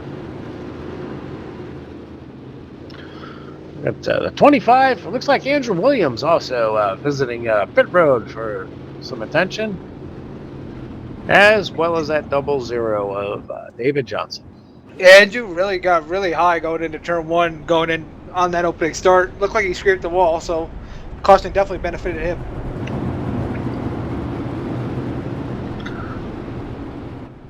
Back up front, we still have Wes Holland still leading it. Jason Hughes brings it up to second, and James Lehman near top three. And field working now, lap 4 on the caution. And getting ready to get back after it. Actually, a question, Bob. We're both asphalt racers. This is dirt, so we probably don't know what we're talking about here. But you see smoke clean his tires. You really think that benefits and does anything on dirt? You know, I can't fully answer that, but I know that the tire temp does play a factor in dirt racing. As not sure if he's doing that or if he's just doing that to pass the time of the caution. Pace truck is in, and Wes Holland steps on it out of turn 4. We're back on the green.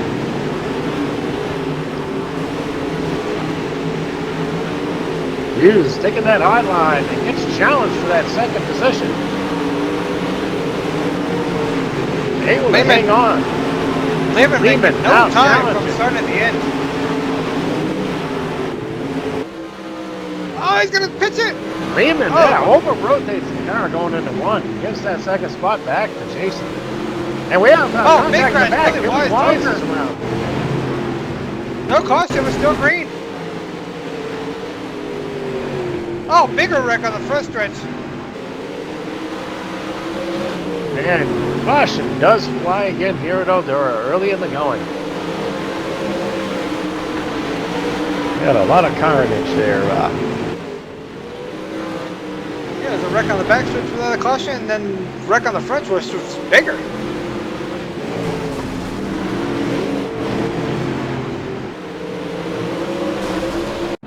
.58 goes up and smacks the fence. 81 nowhere to go. Neither was Anderson. Definitely have some machines, have some battle scars out here. Field forming up behind the pace truck, and I'm sure a bunch of these guys will be visiting the pits to get some attention and damage repaired. We have a little stack up into the pits there. Tough pit entry. Place is really not designed for a lot of pit stop action. Generally, most dirt races, you don't have scheduled stops for fuel and tire changes and things of that nature. Guys able to work through it and down there work through the potential moves. And a 4-car, the only one without damage to stay out on that cycle. Alright, pitting unless you're damaged, there's no benefit. There they are. There's no tire changes, no fuel needed to be added. So if there's no damage to fix, no sense in being there unless somebody's going to hand you a Coke or something like that. Field working lap 10 here, 61 to go in Eldora. Definitely been a little bit of a rocky start, but these guys will get going here.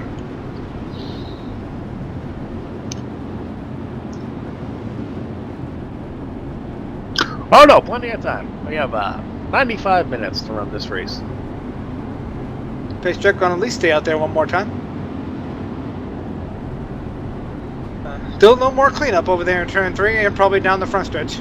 Yeah, there's a few pieces of late models they had to pick up.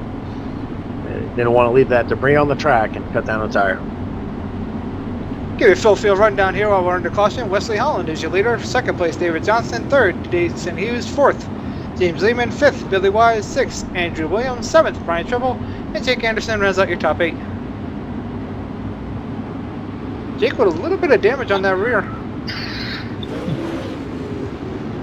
Yeah, base truck's off, and we're back on the green. 4-car steps on it, gets a nice jump. David Johnson pulls off a little bit slow and is now challenged by Jason Hughes. Looks like that 81 machine's now in the mix as well. almost like a replay of the first lap. Guys are almost 3 wide out of 2. And we have 2 cars coming together on the back straightaway. Andrew Williams, it looks like, caught up perhaps with Billy Wise.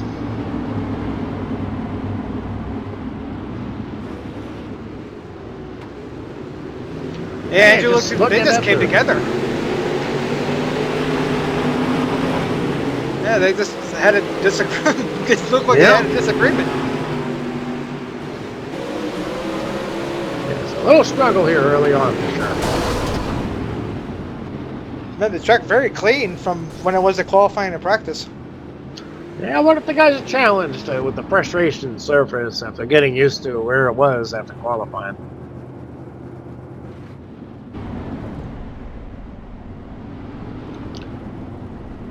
And back live, field working around. Of course, we have Billy Wise, Andrew Williams.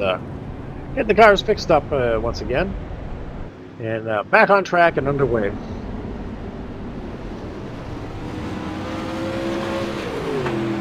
Lights still on here on the Chevy pickup.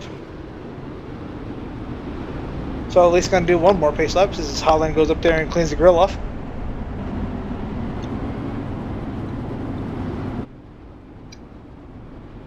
Definitely feel like a turn. There's definitely been excitement in this opening stint here, Bob. Yes. Sure these guys are wanting to settle in for some green flag action, however. Looks like the lights are off on the Chevy pickup. We should be going green here.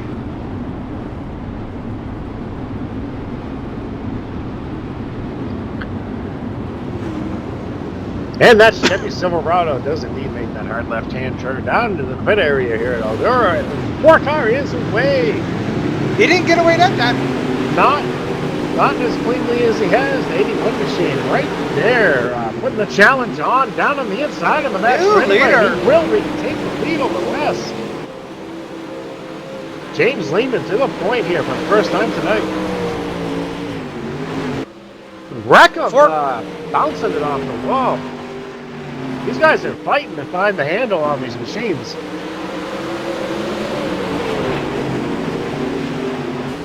Yeah, they are. Wes has his hands full and now loses another spot to that 25 Napa machine. Smoke up in the Jake the fence. Snake Anderson, who quickly puts that machine into second. Lehman first, Anderson second, Wes and Smoke side by side now contesting for that 3rd position.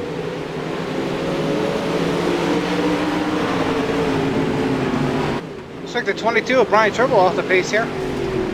Jake Anderson now to the point, and Wes Holland somehow finds his way back up there, and now takes the lead from Jake Anderson. That's 2 lead changes before they even come back to the stripe.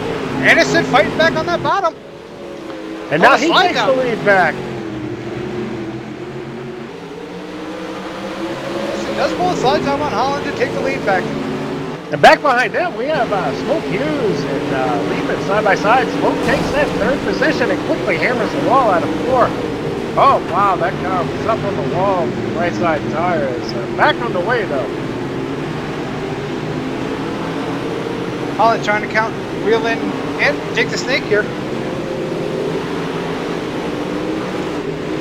Finally, these guys get to a little bit of a rhythm. Anderson, Holland, and Andrew Williams, your top 3. It's a work lap 22 out of 70 here at Eldora. And the caution flag does fly again. Aaron, it's for the 58 car. We'll take a look, see where he is on track.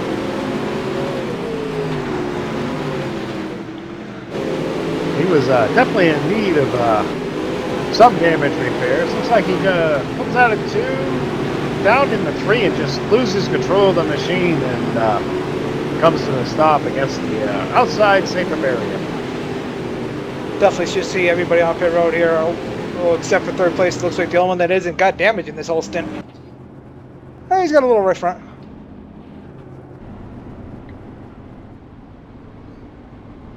Jake Anderson, no front clip on that Napa machine, Bob. Yes, definitely showing some battle scars out here tonight.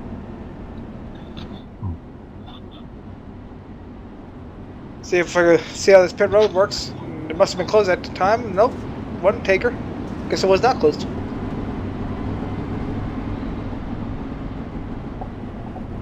Remember, the yellows on dirt very quick, Bob. They sure are. Seem to be coming out quick, but getting right back to the action fairly quickly as well. Wrecking lap 25. And I think we'll be looking for the Silverado to make that hard left-hand turn down to the pit area. Anderson, Holland, Lehman, and Johnson, and Williams will bring them down for the green. We are green again in Eldora, and Anderson just said, "See ya. I got to go."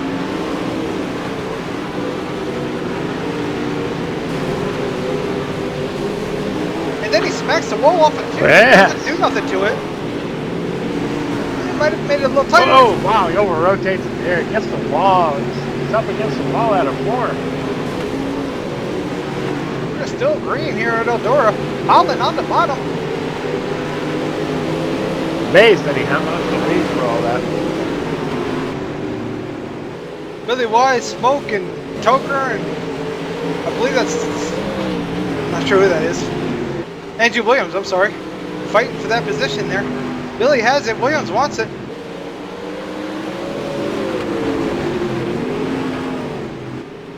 That 25 is And pretty Jake, much used up. there's big trouble there for 3 and 4. He didn't get the car to rotate the way he wanted it to. And losing a lot of positions. Looks like the damage on that 25 Napa machine is caught up with him.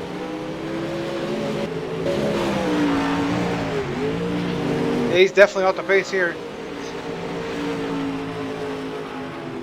And caution flag does fly again. I'm assuming it may have something to do with that Napa machine. It looked like something broke inside of it, Bob. Probably because of all that damage, like you said. But it looked like it just out of nowhere it just slowed down. And he took the toe into the garage area that time, showing Billy Wise in the lead right now.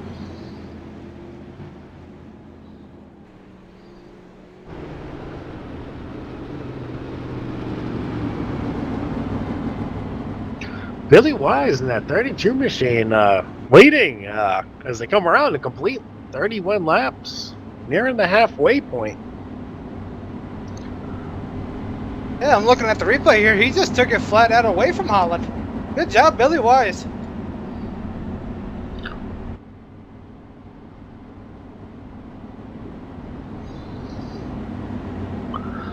And just a quick run through.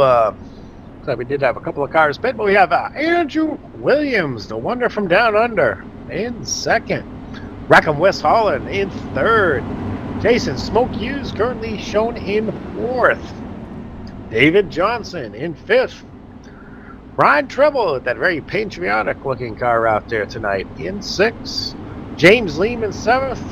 And Jake Anderson about to take the toe, falling all the way to last, and I'm not sure if he rejoined the action.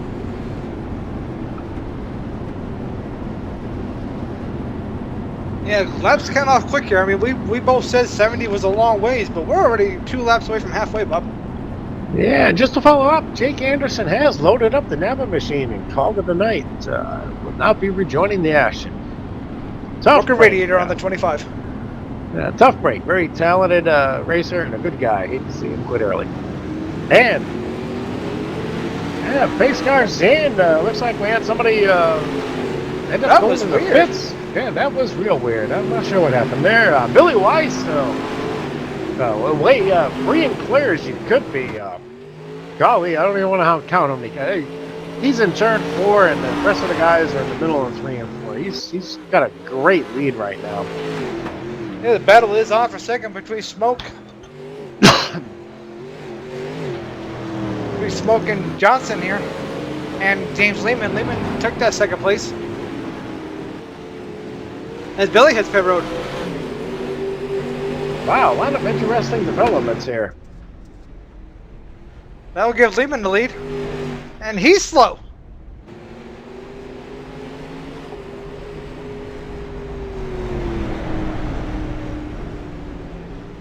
Lehman off the pace here, Bob. Yeah, this is interesting.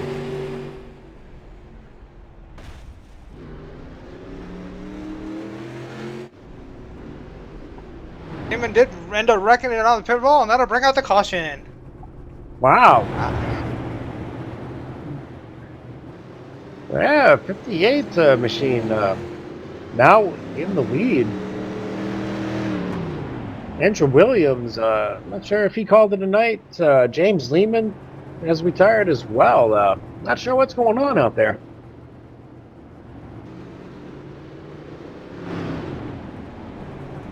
Very strange happenings here for the last 5 minutes here at Outdoors. We work lap 38. Is it a full moon tonight, Panic? It's got to be. Smoke, David Johnson, Brian Tribble, your top three. Holland is fourth. And Billy went to the garage.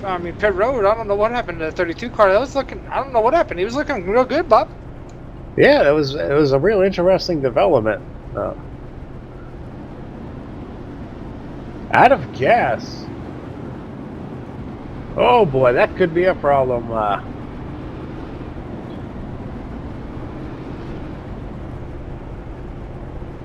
This is an interesting development and clearly a glitch in our race setup, Panic. Yeah, it's a shame, Bob. Hearing that something happened with the fuel gauges tonight. It looks like the fuel fill was only 4 gallons, and these machines not able to put on fuel in the pits. This is going to make for an interesting development for sure. They're not going to make it to the end. No, they're definitely not. That has become very clear. And apologies to the fans that have tuned in. Just a glitch in setting up this race. I guess this is going to be a contest who's used the least amount of fuel or something, Panic. Yeah, Smokes looks like he got a blip as he went green, and he's back underway now. David Johnson takes the lead for the time being. Holland clearly out of gas. He's out the pace. And looks like Tribble is out as well. Wow. They didn't see that one coming. It was between Johnson and Smoke, and looks like Johnson's putting. Oh my God. Yeah, the 4 cars out. The double zero is choking, so is the 58. Brian Tribble gonna win this race. What started as a race has become a contest as to who is actually the slowest and saved the most fuel, apparently. Oh my God. Apologies to our sponsors and our fans. We really screwed the pooch in setting this race up. Fired in the setup, which iRacing gave us as a default setup for this track, and never considered putting more fuel in the machines. Oh my God! Austin's out. This we must have called a red flag on this. This is an epic. This is an epic screw up. Wow. I not too much else can be said other than that. Just epic. At least the pace truck, though, however, has plenty of fuel. I guess the pace truck will have to probably do the last 30 laps on its own. Oh, I don't know. Oh, Miracle over here seems to be running pretty fine. Yes, he must have identified that earlier and kept his foot out of the throttle.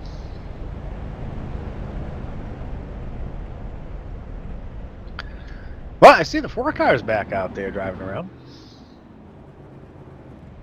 I don't know if I call that driving, but he's out there. Yes, Wes putting on a show here, still able to to keep going. Bob Show brings you the top epic fail of 2017 from iRacing. Yes, we own it. I own it, I guess, for not even actually mentioning, maybe looking at the fuel load. I also want to thank the guys at iRacing for giving us a default fixed setup that has 4 gallons in it. Did a great job with all this dirt stuff, but not sure what the hell they were thinking there. So if anybody ever wanted to know how far a late model the pro late model that is, can travel on 4 gallons, that question 40 laps. That question has most definitely been answered here tonight. Hate that we had to answer that question for you, but we sure as hell did it. We're not even. I don't even know if we can declare a winner of this. The pace truck's back in. Treble still got enough to go. The last two with fuel are going to be in a big duel. The Team America Hell Yeah car and Crazy Fast and Wes Holland.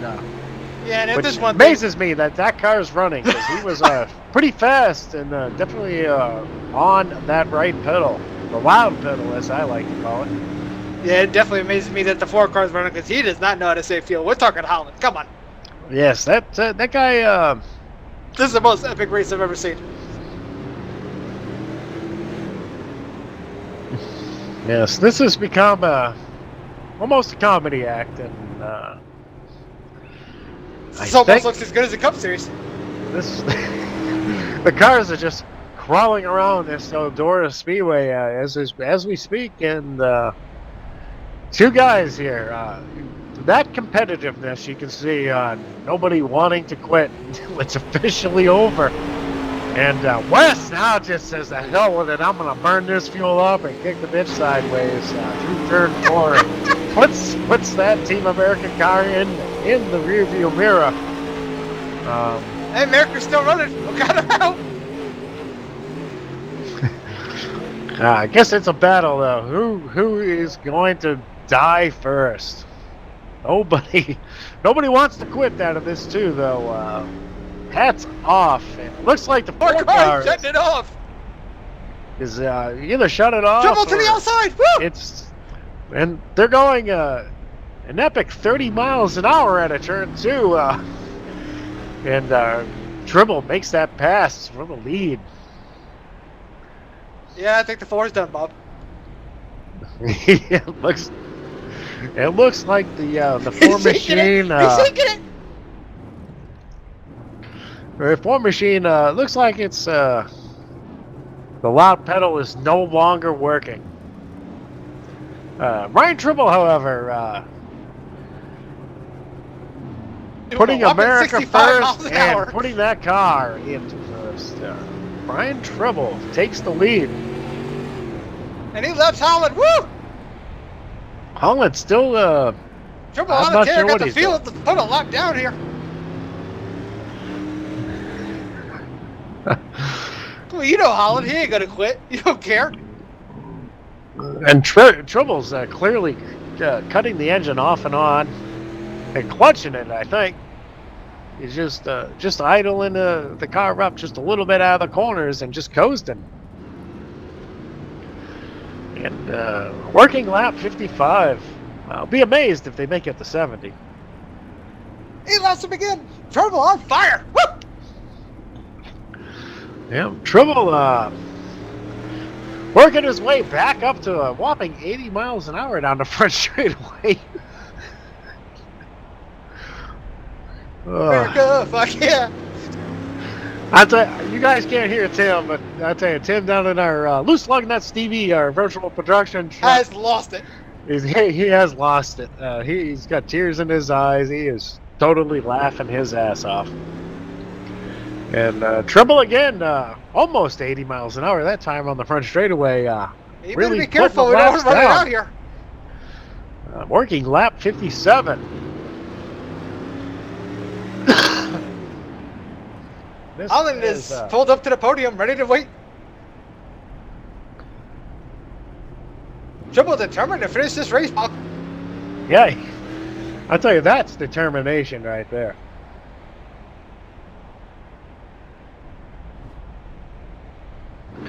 Yeah.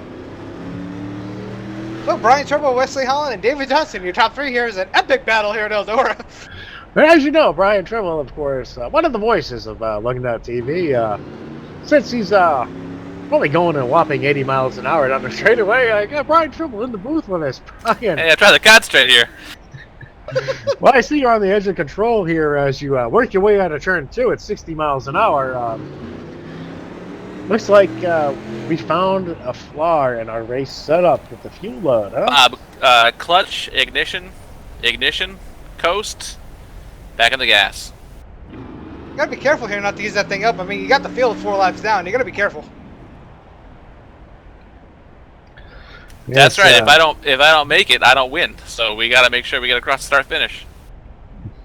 Yes. Thoughts to the fans at home as you are eyeing 15 laps to go. I'm sorry. You heard Sorry it to everyone that has to first. watch this. Hey, kudos to all the fans that are still here. Nobody's left. I mean, they can't believe it. So, Brian, what are you showing on the fuel gauge by chance? I'd tell you, Bob, but then I'd have to kill you. I gotta keep these secrets to myself, you know? Secret, as that Team America car comes around to complete 61 laps. No, Bob, I got, I'll tell you exactly. I got half a gallon left. That's good for 13.6 laps. This is a half a lap to the good. Be careful. And to those guys that own Priuses that think they're all that in a bag of chips with their fuel mileage, I say the hell with you. Look at this Team America car getting it done.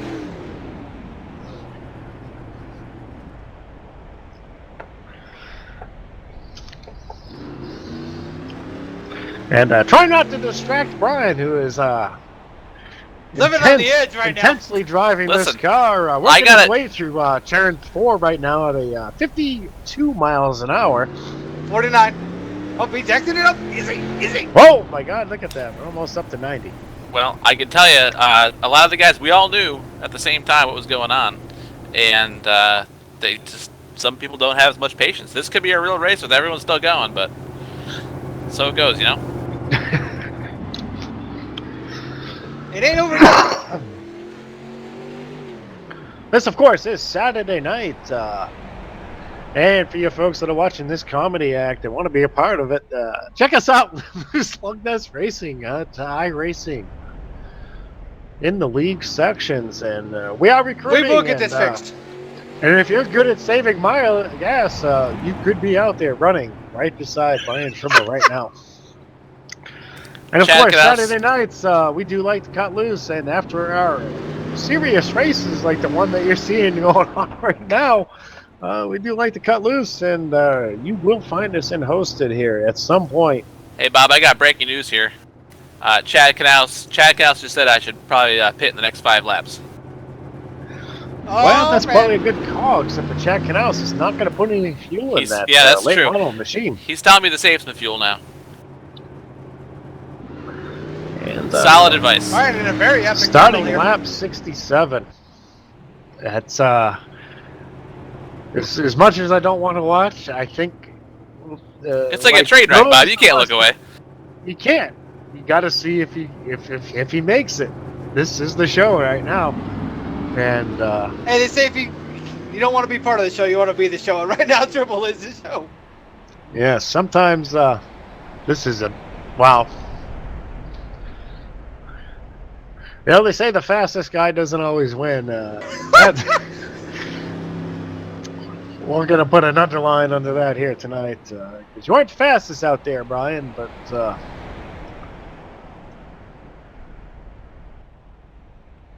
Well, I'm a little bit nervous. I got 2 laps to go. Yeah, I got a 1/10 of a gallon left here.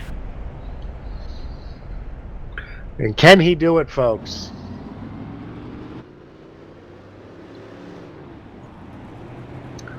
Yes, that beautiful Team America machine now working its way out of turn 2 at a speed of 40 miles an hour.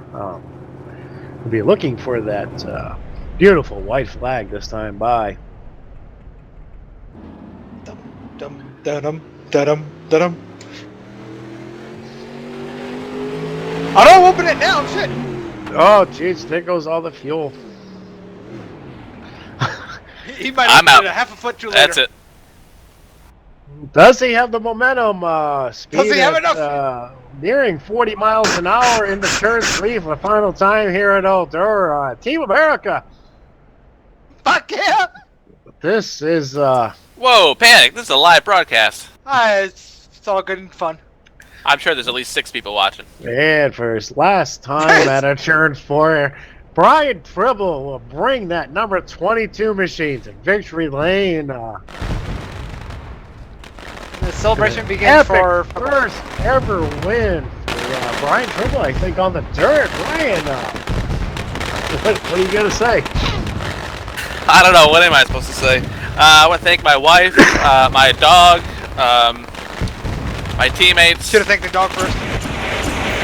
That's right. All these fireworks are just for me.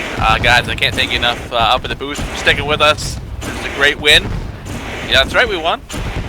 Hooray! Well, you know, a win's a win. It don't matter how you got it. And, that's right. That's what they told my boy Joey Logano in New Hampshire back in the day. And sure enough, he's one of my favorite drivers, one of the best guys out there. So yeah, this one's for Joey.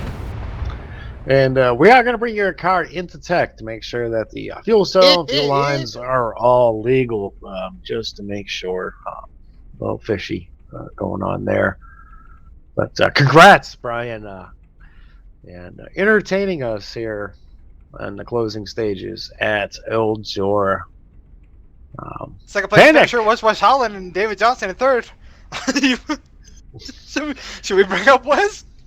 David? Yes, Wes Holland, 17 laps down, but does bring that number 4 Freaky Fast Chevrolet home in second. Wes Holland, talk to us about that second place finish tonight.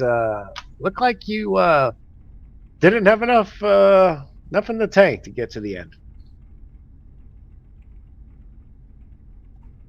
Oh, he took a nap. Yep, it looks like Wes has joined his teammates at Take a Nap Racing and has snoozed off. But Panic, didn't see that coming. Looks like we have one big thing to look at as far as setting up the races with that machine, which is a fuel load. Yeah. Definitely have to. It'll get fixed. But that is the show from Eldora. Of course, before we sign off tonight, I want to thank the fans that watched. Well, this show that turned out to be interesting, to say the least. I also want to thank our sponsors, Over the Top Paints, Billy Wise and the Wise Guys, RaceGear.com, and Bowtie Apparel. And on behalf of Panic and Tim down in our virtual truck, I want to thank you guys for tuning in tonight. Our next scheduled broadcast will be this Thursday with our Thursday Night Truck Series. Till then, we'll see you at the races.